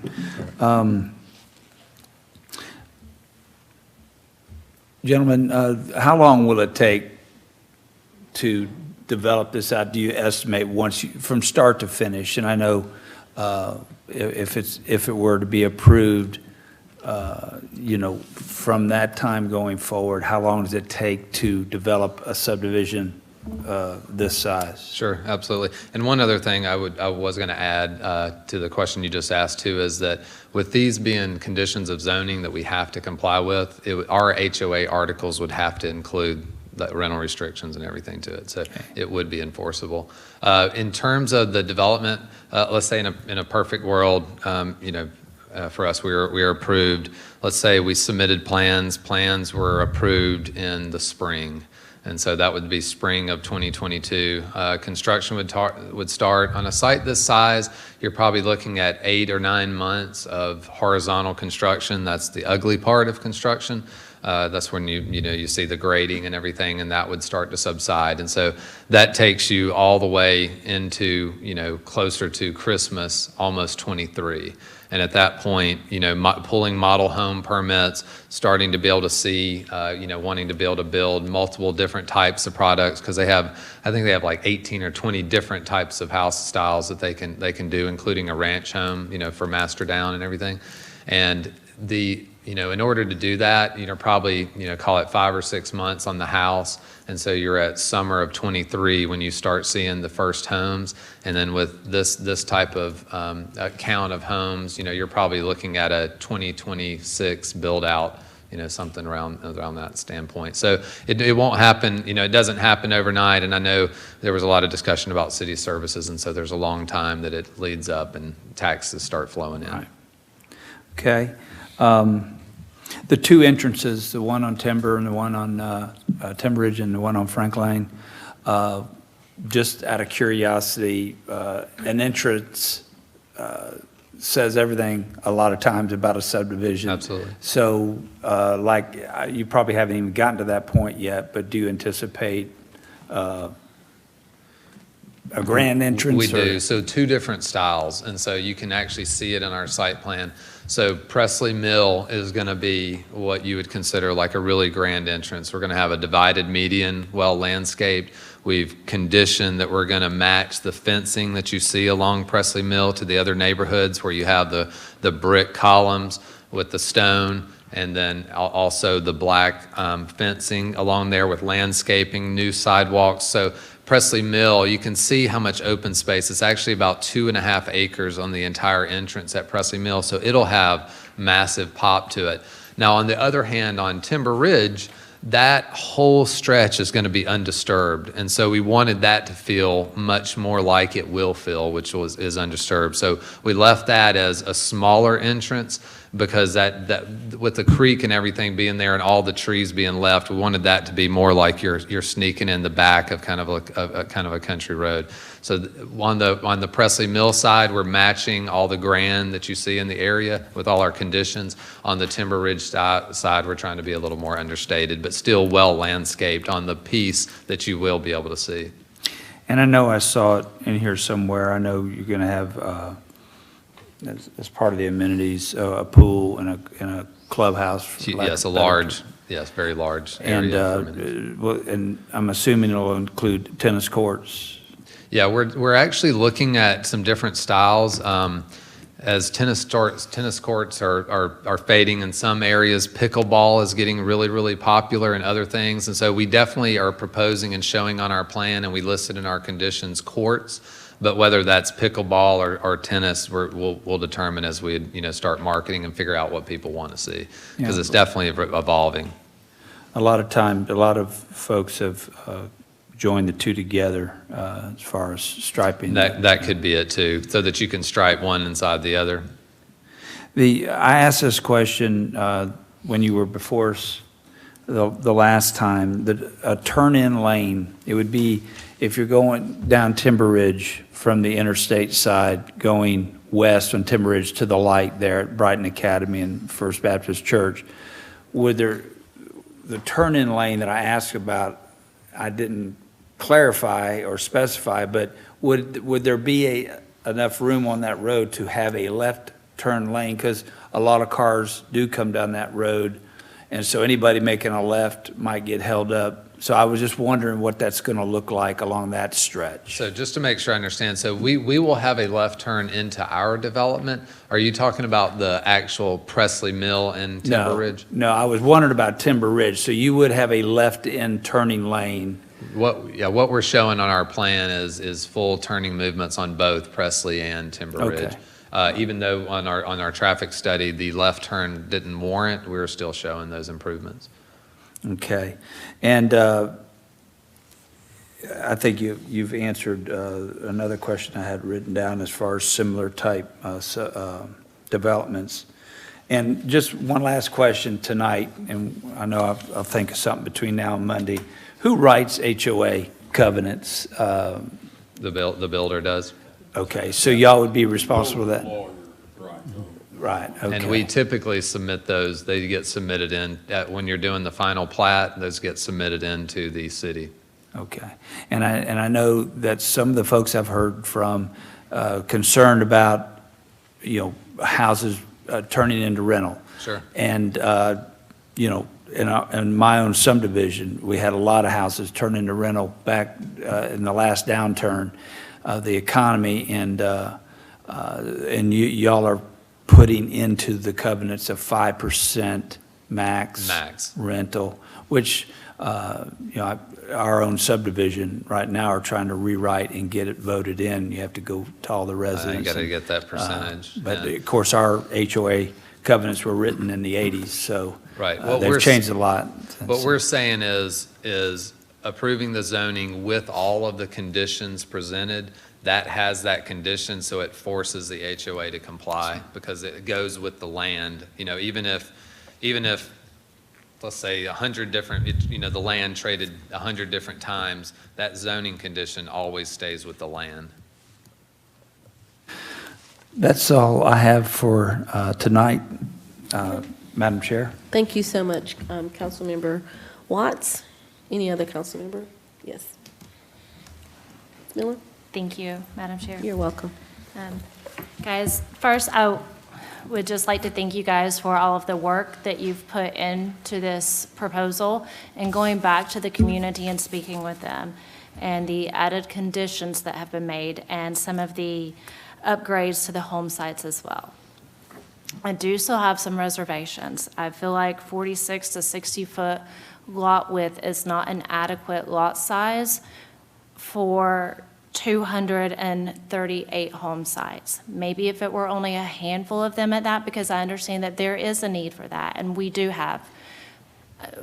So I'm a 17-year realtor, so I do understand that things change, and there are people out there who are looking for less yard space. Maybe they don't have so many dogs. Maybe they just don't want it, and that's understandable.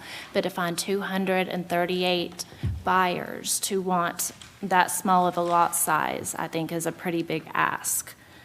I also, although I do appreciate the upgrades that have been made to these home sites, I feel that it is still lacking. And at the price point that you guys are looking at the $175 a square foot, that is still over Douglas County and our new home sales price point. And I know that that may only be a $15 a square foot price difference, but when you're looking at 1,800 to 2,000 square foot, you're looking at like $35,000, and that's a lot of money for the average person. So I do appreciate the layout of the development. I think it's great. It makes sense. It's what a lot of people are looking for. But I just feel that there might be a few key factors that need to be looked at a little bit closer. So it's a little deceiving. We had to set a minimum for the zoning conditions. So the 1,800 would be the ranch plan. So that would be just the flat. The majority of the homes go up to 3,000 square feet and over in terms of size. And so they're all over the board. Most of them are 2,500, then go up to 3, and then when you get basements, they get even bigger. Everywhere I'm going, really every jurisdiction, whether it's MSA, South, North, anywhere, the 50, that 45, 50, 60-foot lot is pretty much every community. And when you're getting bigger than that, I'm hardly seeing, any of them, that we're seeing as new construction, new zoning, unless you start getting pushed out really a lot further. And so, the idea of the whole community was to be very lock and go, very low maintenance yard, and I know Neville can touch on that. Yeah, I was just going to touch on, the smaller lot sizes we mentioned. This area permits townhomes. It permits attached product. That's 0 lot lines, so that's, the smallest lot size you could have, 24 feet. So what we're trying to do is bridge that gap between a half-acre lot that's clearly not viable and a townhome. And this is what that smaller lot has. And I just wanted to read you real quick from your comprehensive plan where it talks about the plan also includes recommendations to revise a zoning district, parking regulations, and residential districts to promote smaller lot sizes and ease development constraints. And so again, we're following the direction as outlined in your comprehensive plan. No, I understand that part completely. I've looked over the plans a lot, and I thank you guys for the detailed plans to go over. But as I said, I have concerns that 238 buyers are going to want a lot size this narrow. And if I'm being real honest with you, I took it with me to an agent open house last week, and every other agent in there felt the same way. I appreciate your feedback. Okay, thank you. Thank you. That's all at this time. Thank you, Councilwoman Miller. Okay. Mayor Pro Tem? Thank you, Madam Chair. I want to bring up something that was mentioned in the presentation that still has me concerned, which is with city services. And I appreciate understanding the timeline better that you've discussed, that breaking ground won't occur probably until sometime in the 6 months to a year from now, and then full build-out probably several years down the road. But we're in a peculiar situation right now. And to give a singular example, with our sanitation department, we have a finite number of people, we're at 25, 30, something like that, sanitation workers citywide. I'm not sure what the exact number is, but somewhere in that range. And I understand the concept that you bring up, okay, you're adding homes, therefore you increase the number of taxpayers, which therefore increases the number of people who contribute into the city's revenue stream, which therefore means we can hire more sanitation workers. Well, where that theory breaks down is that there just aren't sanitation workers out there right now. And I understand, okay, we're kind of almost in a sense placing a bet that we have 2 to 3 years to catch up and to find enough workers, whether it's in sanitation, whether it's police department, EMS, and so forth. But we may just be in this exact situation 2 to 4 to 6 years from now. This is a peculiar economy that we're in. It's a unique time, and so it's not just a question of increasing tax revenue, therefore we just go out and hire new people. They just may not be available over the next couple of years, whether we want them or not. And so that's the concern I have, is well, this comes back to that. My hat's off to you for all the effort you've done. I mean, I think you guys done a great job of bringing this closer to what the community is asking for, closer to what people's expectations are. You certainly presented a number of concessions that I think the council as a whole is appreciative of as well. But there are certain realities that are beyond your control, and I know you can't go out and hire sanitation people for us. It's not going to happen that way. You're not going to hire police officers. That's our responsibility. So it comes back to my concern, will we be able to support this from the city standpoint down the road? I'd love the opportunity to address that, if that's okay. So I was thinking about that because you asked, I had some lead time, and we talk about it all the time. Like, where is it, not just as developers, but as folks sitting around the water cooler or wherever, where is the workforce? Is it the stimulus checks? Is it lazier younger generation? Have they relocated? What is the answer? And there's certainly not one definite answer. A couple of things that I were to talk about is, municipalities have been able to hire folks. You've had sanitation workers since your inception. And so to think that, those people are just gone and there'll never be any more sanitation workers to hire, I'm just not sure that's the case. My personal opinion of what's happened in the labor market is COVID caused everything to contract so rapidly and all at once across every industry. Whether it's laying people off or they got stimulus money, didn't want to work, or were sick, or whatever. The national world workforce shrank right away.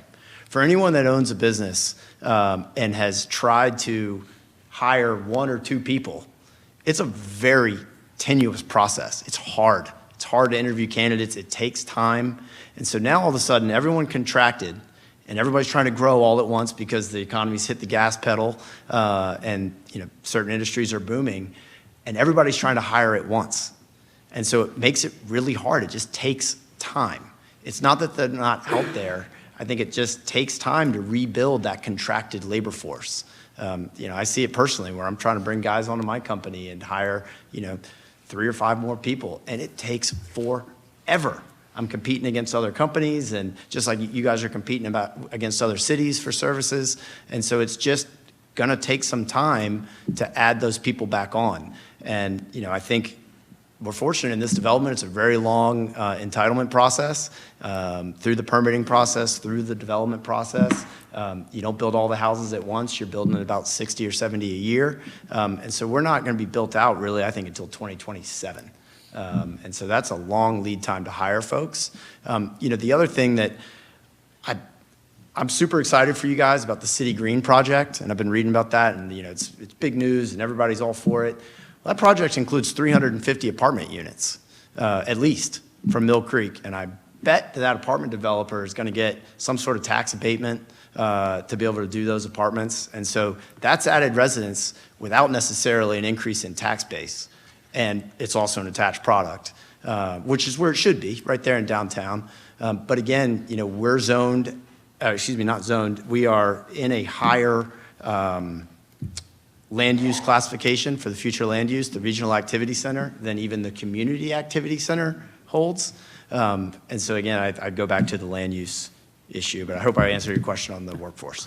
No, I think you handled it pretty well. I don't disagree with your assessment. I think it's pretty astute on a number of levels. My concern, though, still does come back to, and I think you're right about the contraction and expansion of the economy, the way it's working right now in the labor force. But there are some longer-term trends that we are going to be fighting to a certain extent demographically. And I keep saying this, it's similar to what Europe and Japan went through a generation ago, is their birth rate declined, they have fewer younger people. And I agree with you wholeheartedly. As a small business owner, I've been struggling to find some help as well. There's just nobody in the architecture field that is looking for a job right now. I suppose if they are looking for a job, you got to wonder why they're looking for a job. But from the long-range demographic standpoint, I mean, it may come down to robotization. This is the first chance for our future robot overlords to start taking over. But that's going to be, you're going to see mechanization and automation happening in a lot of industries, and I don't know, we're trying to do some of that in sanitation. Again, going back to that as an example, we have new technology with the trucks that require fewer people to use, but bottom line is, you still, as you pointed out, we have a number of people coming in on the town green. If your project gets approved, that's quite a number more there. There are several other proposals out there that are lingering. All of these taken together, suddenly, talking real money, as they say. So that's my concern. Like I said, I appreciate your response. Thank you, Madam Chair. Thank you. Yes. Councilman Estes.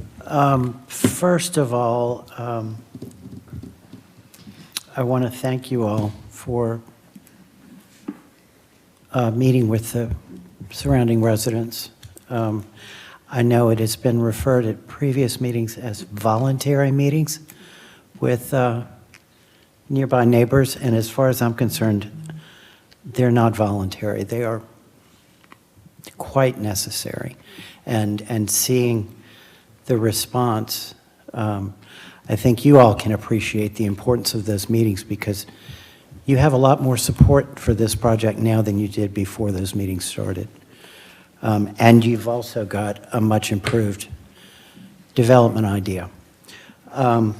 So thank you for that. I hope that will continue if this is approved on Monday. But I also would like to comment a little bit about the lot sizes and widths, which I know seems strange in the Atlanta market to a lot of people. Personally, I grew up in New Orleans, where houses are inches apart. It doesn't seem strange to me, and I now live at Tributary, which has got very small lots for the most part. Those houses are very close together. And I understand some of the concerns about that, but the positive of that is that it fosters a sense of community much greater than houses that are much more spread apart. I think it's a positive thing. And we have no trouble selling our houses there. They sell as soon as the sign goes up. I thank the citizens for coming out yet again. I know from being in your shoes before I joined council that it is tiring to come for 1 or 2 meetings, much less 6 or 7, so thank you all. We do hear you. It's an interesting case in this particular proposal in that there's not usually such an almost even split in support and opposition. Usually, it's very heavily weighted in one direction or the other. So this is going to take a lot of thought. But thank you for expressing your opinions. It helps us.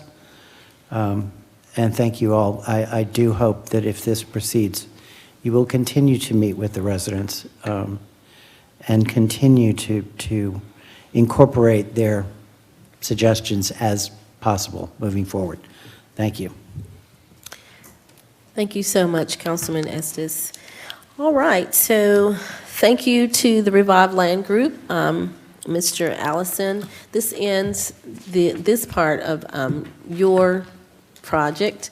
So we're going to take a 5-minute break. Yes, ma'am, I'm sorry. I do apologize. Yes, so let me just, this is it for me. So I will turn this back over to our Mayor Pro Tem for now. Okay, go ahead. Did you have another any question? Other comments and questions? Okay, great. We're going to take a 5-minute break at this point. We'll adjourn the council for 5 minutes. We'll return and pick up. We'll continue with planning and zoning at the end of that. 5 minutes. Recess. Excuse me. Recess. Thank you for catching me.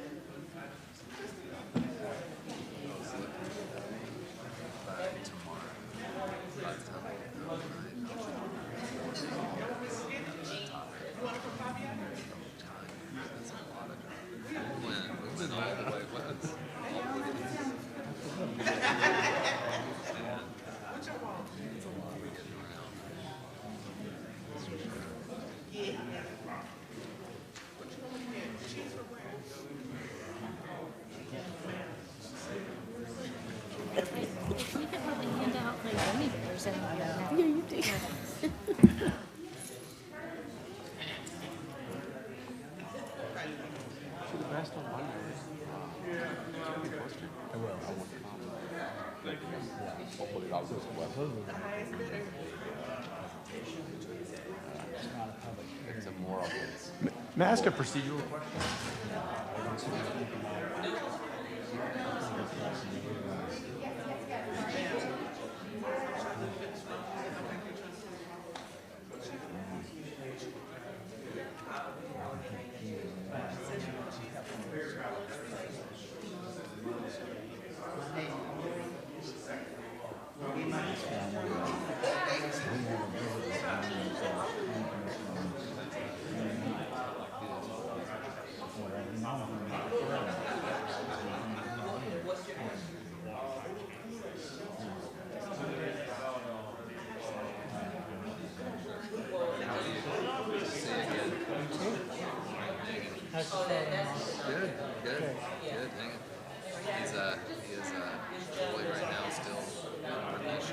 Fantastic.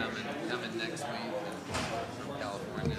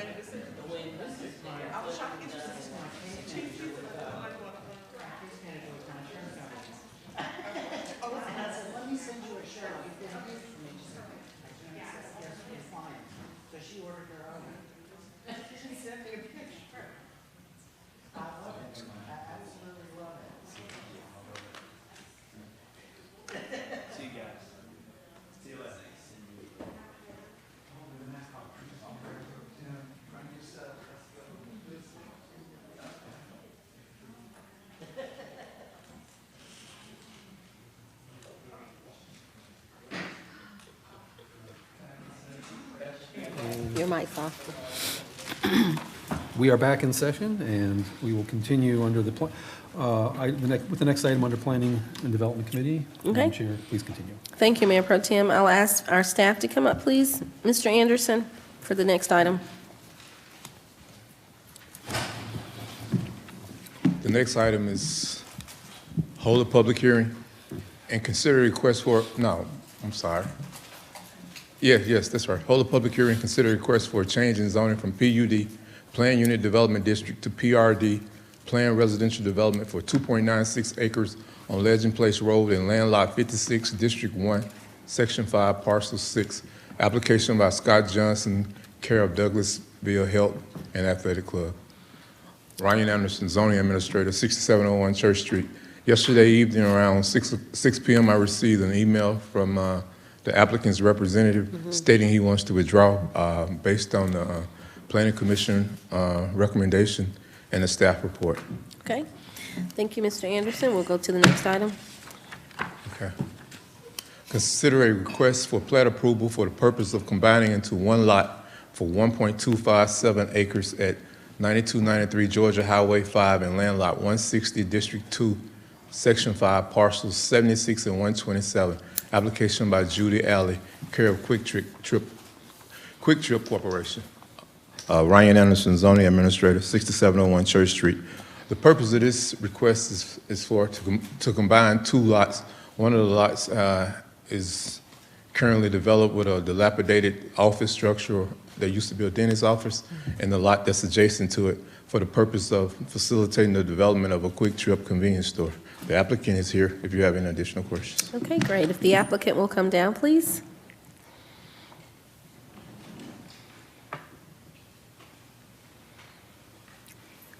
If you will please give your name and your address for the record. Good evening. Judy Alley, and my address is actually up in Rock Hill, South Carolina, so it's 5143 Norway Lane. I drove down here for you guys. Thank you. All right. I don't want to take up any more time, but we want to combine two parcels. We're meeting all of your regulations to combine them. If you guys have any questions. Sure. Thank you. It's going to be really great to see a Quick Trip on the other side. Thank you. And actually, that building, the dentist building, has been there for a while. That was my old dentist a long time ago. That's why. What are you saying, Howard? Yeah, I've heard a lot of feedback about redevelopment here, so we're excited to come. Absolutely. So I will open the floor for any of our council members that have any comments or questions in regards to this item. Okay, if not, I will open the floor for a public hearing for those that are in favor. I'm sorry, we don't need a public hearing. No. No questions or comments? All right, then we will make a decision on Monday. Okay. Thank you. I'm probably just going to stay up here. I'm Yes, ma'am. right next to you. Oh, got to get the stage to rent. All right, Mr. Anderson.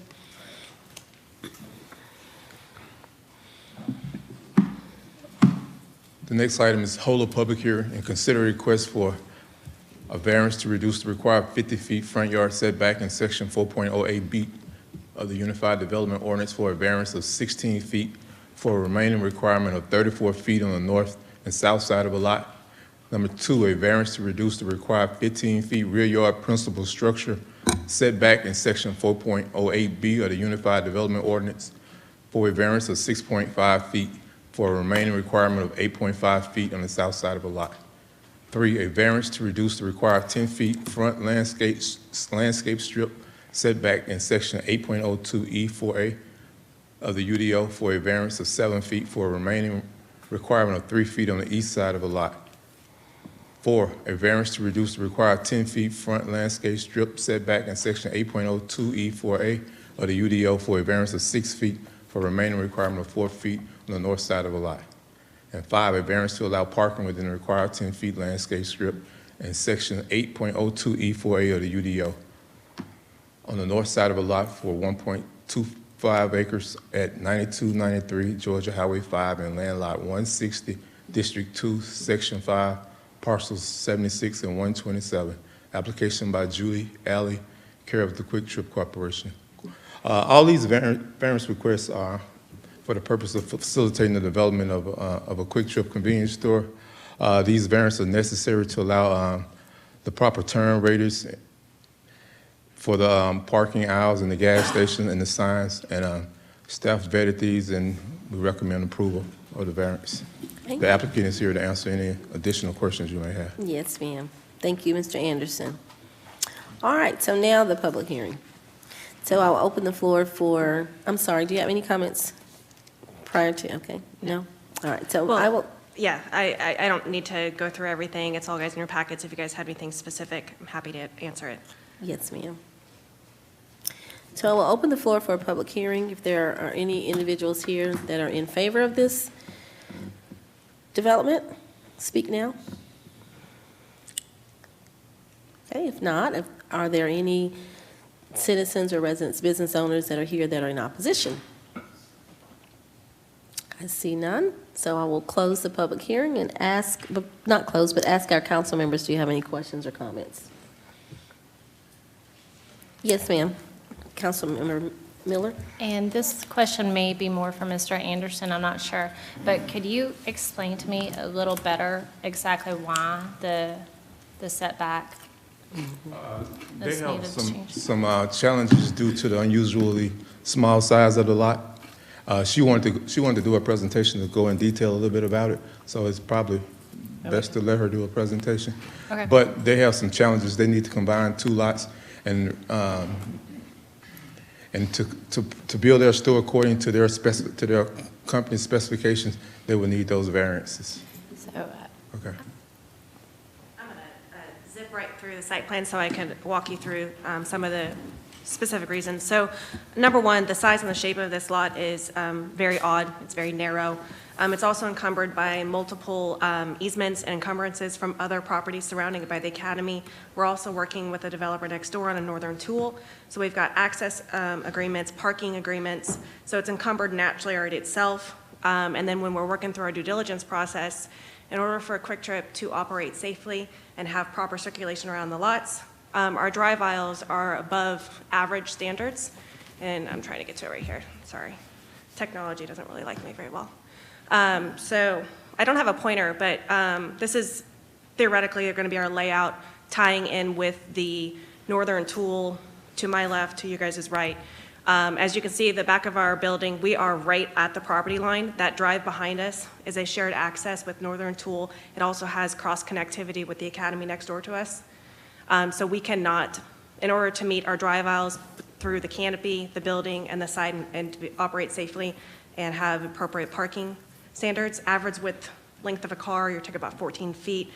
That drive aisle right there is 35 feet. That's our minimum that we go to operate safely, so that's why we're asking for the variances.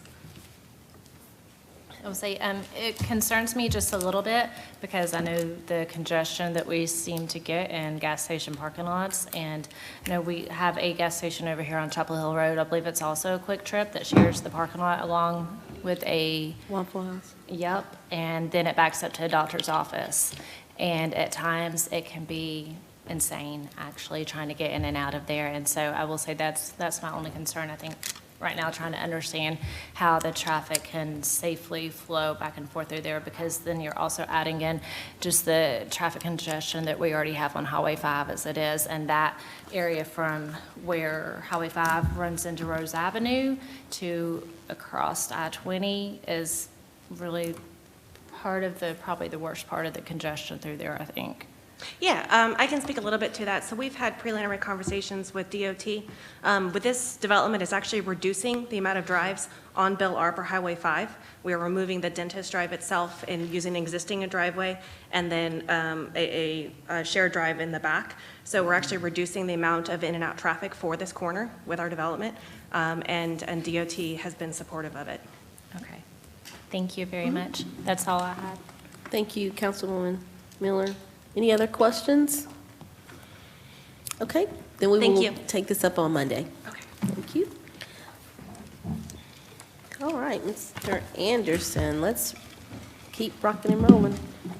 Racetrack's gonna be thrilled to death.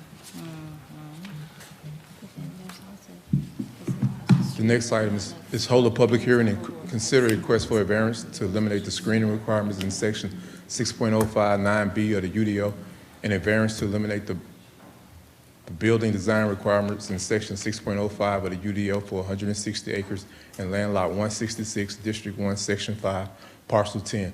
Application by Michael Trader, care of the Microsoft Corporation. These variances are for the benefit of facilitating the development of a data center. These variance requests are functional. They're functional and are required for a data center. One of the requirements is that one of the reasons is that the UDO prohibits metal as a primary building material, and so they need the variance to be able to use metal in their building construction.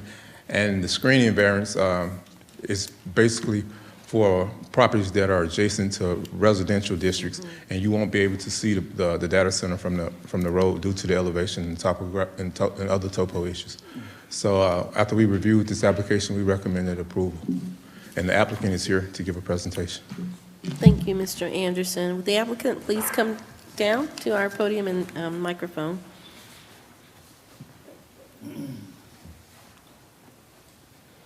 Thank you. If you'll please state your name and address for the record. Michael Trader, 1 Microsoft Way, Redmond, California. I brought my architect, Lee Percy, with Morrison Hirschfield to give a presentation on the variance. Thank you, Mr. Trigger. Good Yes, sir. If evening. you'll give your name and address for the record. My name is Lee Percy. I'm at 1648 Fernleaf Circle, Atlanta, Georgia. I'm an architect with Morrison Hirschfield. We represent the design team. I'm having trouble with the remote here. We have a design presentation, and so we appreciate your time. I'll make sure that I have this thing working correctly. Let's make sure it's working for you. Okay, there we go. Thank you. So this is River Road, which is east of Douglas, where we are right now in Douglasville. And the plot is part of a development that is called River Road, Riverside West. And the property that's being developed is a combination of 2 plats shown here on the screen. This aerial view is illustrative because it shows in the upper left-hand corner of the photograph, it shows the plat that we're developing for Microsoft to build a data center. In the lower right-hand corner, you see existing buildings that are very similar construction, and the intended use for our project is allowable by zoning. So we're seeking variance on screening, as Mr. Anderson said, and architectural elements. So our building, and I'll show you some renderings of our proposed building, and you'll see that it's very much in character with the rest of the development. The lower part of this image shows the data center that we're proposing, taking up a smaller portion of the site on the southern edge. It's next to a transmission line, Georgia Power transmission line. And then part of the project includes building a substation. Along the right-hand side of the screen, on the right-hand side of the substation, you'll see the main entrance, which is a secure entrance to the property. The distance between our building, which is labeled FTYL1 in blue and pink on the left-hand side, from the roadway is approximately 1,000 feet. And the change in elevation is about 30 feet. The building is up on a hill about 30 feet from the roadway. We are complying with regulations to provide landscaping along the roadway. So there will be trees planted along the roadway. And so these slides talk a little bit about the information that's already provided in the agenda about the screening and the variance. There's a building section here that shows a little bit of the grade change, but I'm going to move on to the renderings of the project. As you can see in this rendering, The roadway that you see in front of the building is the private drive. It's behind the security guard and is part of the property that Microsoft is developing. The substation, the power substation, is on the left-hand side of the image there, and then the public way is further to the left. We are proposing a composite metal panel skin for this building, which is combined metal skin with a stucco type finish on it that has insulation, rigid insulation as part of it. It's sandwich panel, so that it's not the same kind of thing that you might see at an auto repair shop that has oil canning and has ripples to it and is rather cheap construction. It's very durable construction, and Microsoft uses it around the country because it does stand up to inclement weather and storms and that kind of thing. This is another rendering of the project. As you can see, it's very much in keeping with the rest of the development in that area, which is distribution centers, although it has much less traffic than a distribution center. But the screening would be, the request for screening would be from the fence that's next to the building. Let me just see if there's a better image. Oh, that's the best image. So we feel like this building, because it is about 1,000 feet back from the right-of-way, would not be viewed from the public right-of-way, and the architectural and the screening requirements would not necessarily be required for this to be a good project for the city. Thank you so much for your presentation. Do we have any questions or comments from our Mayor Pro Tem or other council members? Yes, Mayor Pro Tem. Thank you, Madam Chair. You're welcome. So this is not a warehouse, it's really a light industrial facility is basically what this would be classified as. And I understand from looking at your materials that facade issues really can't be a concern because you need louvers along most of the facade. What am I looking at when I look at the rendering? They look like trucks parked along parallel to it. What are those? Are those cooling units, or what am I looking at? Those are engine generators for the power supply. I'm sorry, what was for the power for the building, and there are some other elements related to cooling that's in that mechanical yard as well. And you mentioned it's about 1,000 feet off of River Road, and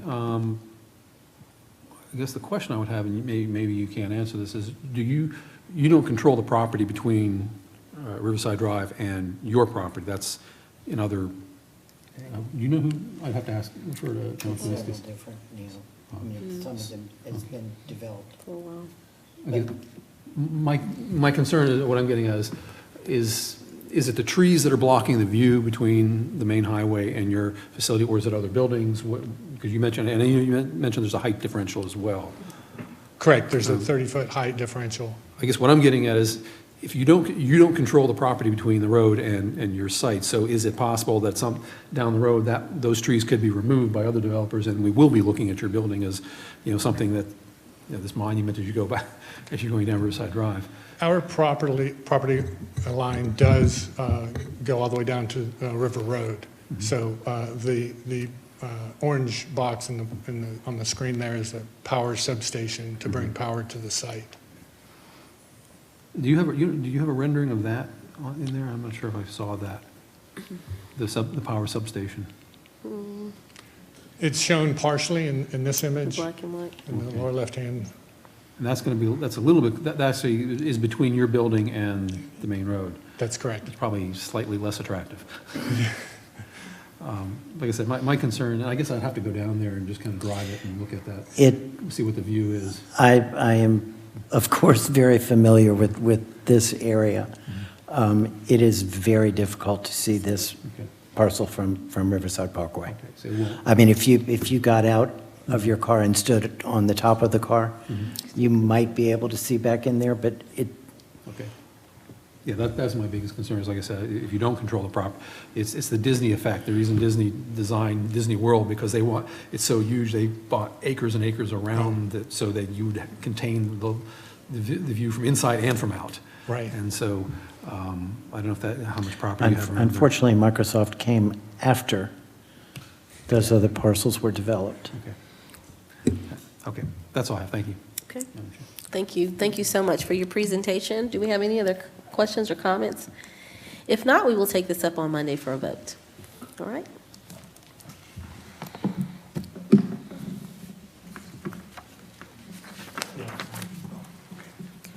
All right, Mr. Anderson. Okay. Consider a request for approval of a development plan for Microsoft Data Center for FTY 01 for 160 acres at 1601 North River Road, located in land lot 166, District 1, Section 5, Parcel 10, for plans dated September 13, 2021. Application by Michael Trader, care of Microsoft Corporation. The applicant is seeking development of a non-residential project per City of Douglasville, UDO Section 10.07 for property located at 1601 North River Road. The proposal currently depicts a proposed data center with 58 parking spaces. The proposed development will consist of approximately 244,865 square feet of new construction. Development will be situated on a vacant lot, and due to the topography and large size of the subject property and where the proposed building would be situated on the lot, the proposed data center would not be visible from the public view on North River Road. The proposed data center is located within a light industrial district. The applicant's proposed building would be comprised mostly of metal wall paneling and corrugated metal wall paneling. Additional materials include storefront glazing, concrete. The applicant has received administrative variance approval for the height of the light post. Section 8.03C1 grants staff administrative authority to do so from the required height from 20 feet to 30 feet. And an alternative parking plan administrative variance, Section 8.01D1, reduction from the required 245 parking spaces to 58 parking spaces. That's it. Okay, thank you, Mr. Anderson. Okay, yes, sir, it's a trigger. Michael Trader, Microsoft, 1 Microsoft Way, Redmond, California. I'll turn it over to my architect. Okay, thank you, Mr. Trigger. I don't have an additional Right. presentation, so Yes, I'm sir. prepared to answer questions. All right, thank you. Any additional, yes, Councilman Watts? I just was wondering, square footage on the, What was it? 245,000. 245,000. Okay, okay, thank you. That's all you have? yes. All right, anyone else? That's it? Just quickly, I know this is irrelevant to your presentation. I'm just curious, how many folks are you going to have employed? There will be a maximum of 72 people on site at a maximum. Okay. I thought these places ran themselves. Really? If Our robot everything overlords. goes well. Probably can, Thank you, Madam Chair. one day in the future, soon. Madam Chair? Yes, sir? Just along the lines of employment, when Microsoft builds this type of facility and has that many employees, the employees come, a majority of them, do they come from the area where you're locating, or do they come from somewhere else within the organization, or just out of curiosity? Yeah, I might let Mike answer. Yeah, great question. So typically, we might bring over 2 or 3 subject matter experts, and then we will hire local. So there'll be a couple people who are familiar with how to run Microsoft data centers, and then we pretty much open up local recs in the area, and people go online to Microsoft and apply. I'm actually a resident of Marietta, Georgia, and I started with Microsoft probably about 8 months ago. So they just opened a rec in Georgia looking for a principal program manager to manage a project. So I'm Just out of curiosity, I was just wondering about the salary range for the employees that we're talking about locally. You may not have that information right now. I don't know. I mean, I'm just Microsoft is a curious. tech company, so I don't know if you're familiar with how tech companies pay. They have pretty decent salaries Yeah, and awesome yeah. benefits. So I don't think you'll be starving if you work for Microsoft. Yeah, I like for our community to hear this is the type of projects that we're entertaining and, you know. Okay. Yes. Yeah, thank you, Mayor Pro Madam Chair. Tem. Thank you, Councilman Watts. Also, I just want to say, the community is very appreciative of you guys choosing Douglasville for the location of the data center. It's a very exciting time, and it is my understanding now, along with a few other local facilities, that Douglasville will now control a substantial portion of the cloud. And we're still trying to work on how to promote that, whether it's Cloud Alley or Cloud Village or something. We need some good catchy slogan, like Silicon Valley. I mean, seriously, we now will have a substantial portion of the cloud located in Douglasville, and that's kind of a big deal. In Ward 5, no less. I'm sorry? In Ward 5, no less. So we need to come up with you've got some great minds out there. If you want to get them working on it, we'd love to hear what you can come up with to promote Douglasville as the center of the cloud in this country. Thank you very much. Thank you.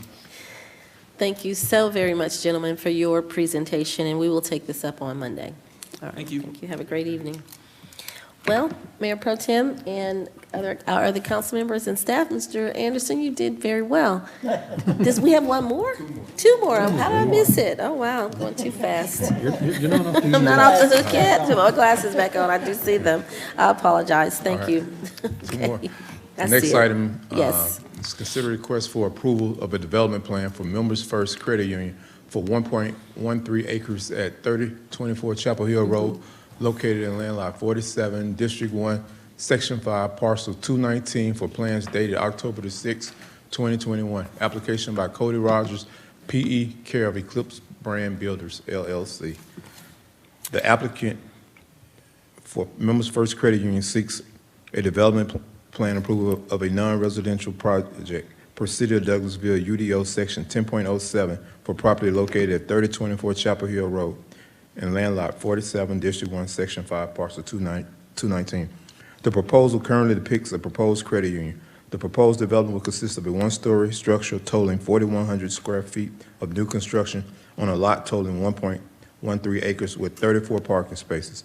The applicant's proposed building will be comprised of 50% ephes, 30% glass, and 20% stone. City staff has reviewed the application and attachment and has determined that the proposed plans meet development requirements of the UDO. Staff recommends approval of this development plan. Thank you, Mr. Anderson. The applicant is here? Yes. Okay. He's been very patient. Come on down. It's your turn. Thank you. If you'll be so kind and state your name and address for the record, please. Cody Rogers, EMC Engineering, 1211 Merchant Way, Suite 201, Statesboro, Georgia.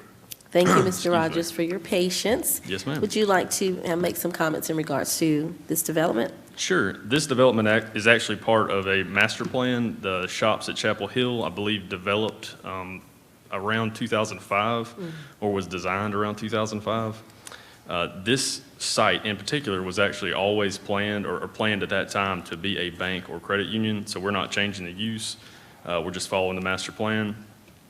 There's a regional detention pond to the northeast of our site that serves this property, so detention is handled there. Utility-wise, we are not proposing much in lieu of that, except for some laterals and your normal connections. Okay. The rendering is very nice.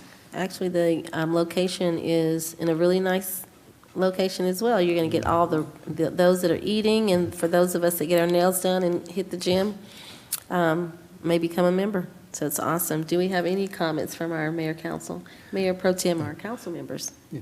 Yes, Mayor Pro Tem. Madam Chair, yeah, just so people are oriented to understanding where this is located. Yes. It's sort of catty corner in front of LA Fitness, next to BioLife, and then what's the, not Jersey Mike's, what's the restaurant? It is. Is it Jersey Mike's?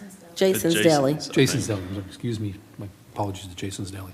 So you're adjacent to Jason's Deli, and BioLife, and and LA Fitness. Actually, directly between Jason's Deli and And LA. BioLife, and then you have the adjacent Planet, LA Fitness. Right. Want people to understand where that's situated on that site. So, sure, Right. thank you. That's all, Madam Chair. Okay, great. Any other comments or questions? Yes, Councilman Watts. So, Madam Vice Chair, you're saying that I could get a workout, get my nails done, and then make a withdrawal? Absolutely. Now, I'm not sure about nails, but you may want And to get a pedicure. donate some plasma, too. Hey, seriously, though, I did have one question you may or may not be able to answer. The Members First is presently on Douglas Boulevard. Douglas Boulevard. Will that close, and this one will take its place, or will there be two in Douglas County? I can't tell you for sure, but I would err on the side of there's not going to be any closings. I think this is meant to open in the same time, Okay. or both of them be open at the same time. Well, I've been a member since 1980, so anyway, thank you, Madam Chair. Yes, sir. That makes it even better, right? Any other comments or questions? Thank you again for your patience, and we'll take this up on Monday if you'll be here at 6. All right, thank you all. All right, thank you. Last item.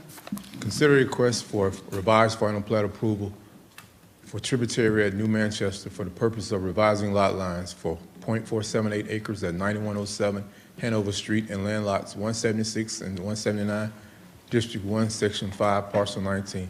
Application by Bruce Rippin of DR Horton Homes Incorporated. Ryan Anderson, Zone Administrator, 6701 Church Street. The applicant, Bruce Rippin, is requesting final plat approval for the purpose of revising the lot line for 2 lots. This is a revised final plat for the tributary community off Riverside Parkway. The existing homeowner of Lot 229 has a fence and landscape wall built over the original lot line. And since DR Horton is now intending to build a home on Lot 229, is working with the existing homeowner to accommodate their fence by adjusting the lot line and including a private maintenance easement so that the wall can be maintained. That's it. The applicant is here. All right. Thank you, Mr. Anderson. If the applicant will come forward, and please be so kind to state your name and address for the record. Yes, my name is Sonia Linton. I'm actually with LaCroix Engineering. I'm a representative for Bruce Rippin, DR Horton. My address is 3475 Corporate Way, Suite A, Duluth, Georgia, 30096. Thank you. There's nothing much more I can say to what Mr. Anderson said. It's just a lot revisement to a final plat that already exists. The homeowner is willing to work with DR Horton to do the best possible thing with the maintenance easement. Okay, great. Thank you. Thank you so much for your patience during this time. Thank you. So I will start to my right with Councilmember Estes. This is in your ward. Yes, in my neighborhood.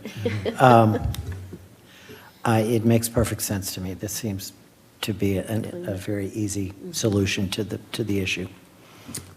Thank you. Any other comments from our council? No? Thank you so much. We will take this up on Monday for a vote. Thank you and be safe. Well, Mr. Anderson, thank you. Officially, we are finished with planning and zoning. Mayor Pro Tem, I gladly turn this back over to you. Thank you, Madam Chair. You must be exhausted. I'm okay. Moving right along to the next item, which is, next committee is Public Improvement and Beautification Committee, and that is chaired by Councilwoman Nicole Miller. Thank you, Mr. Mayor Pro Tem. We have no business this evening in public improvement and beautification. Thank you, Councilwoman Miller. Our next committee is the Public Relations Committee, chaired by Councilman Howard Estes. And Public Relations as well has no business this evening. Thank you, Mr. Mayor Pro Tem. Thank you, Councilman Estes. Next committee is the Public Safety Committee, and our vice chair will handle that. That's Councilman Chris Watts. Thank you, Mayor Pro Tem. We have no business tonight under public safety. We're on a roll. Thank you, Councilman Watts. Our next item is Recreation, Cultural, and Tourism Committee, and that is also Councilman Watts. Thank you, Mayor Pro Tem. We have one item, appoint Chris Bass to the Douglasville Convention and Visitors Bureau Advisory Board at-large post for a 2-year term expiring December 31st, 2023, and Ms. Jackson will handle this. Yes, sir. Thank you, Mayor Pro Tem and Council. Chelsea Jackson, 6695 Church Street. If you all recall the previous at-large post, it was served in the capacity by our previous Parks and Recreation Director. Since Mr. Bass is the new director, he will serve in this position for 2 years for a term expiring December 31st, 2023. Thank you. And Did Mr. Bass know this going in when he put in his? He was voluntold. Anyway, any comments or, I mean, he's the guy. I'm glad he didn't come here tonight. He had to sit through this whole meeting just to get to this one point. If there are no questions, would it be all right to place this on the consent agenda for Monday? Thank you. And that's all we have tonight under Parks, Recreation, Culture, and Tourism. Thank you, Councilman Watts. Our next committee is the Technology Committee, and I will turn that over to the Vice Chair, Councilman Estes.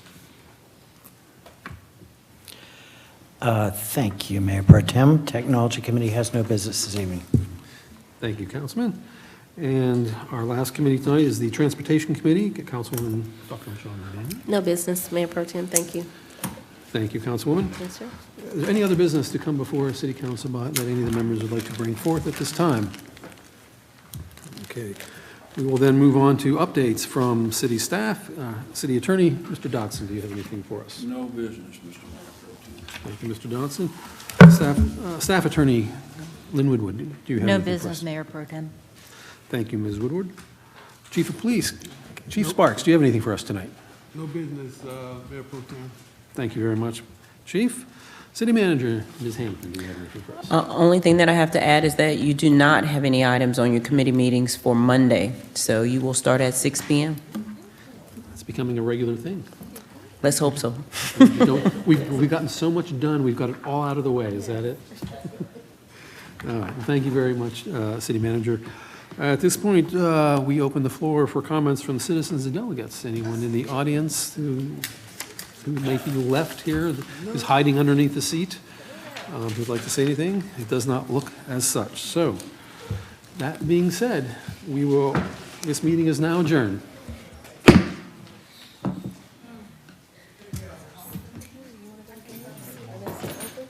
Well, Gabe's might not be, we might have to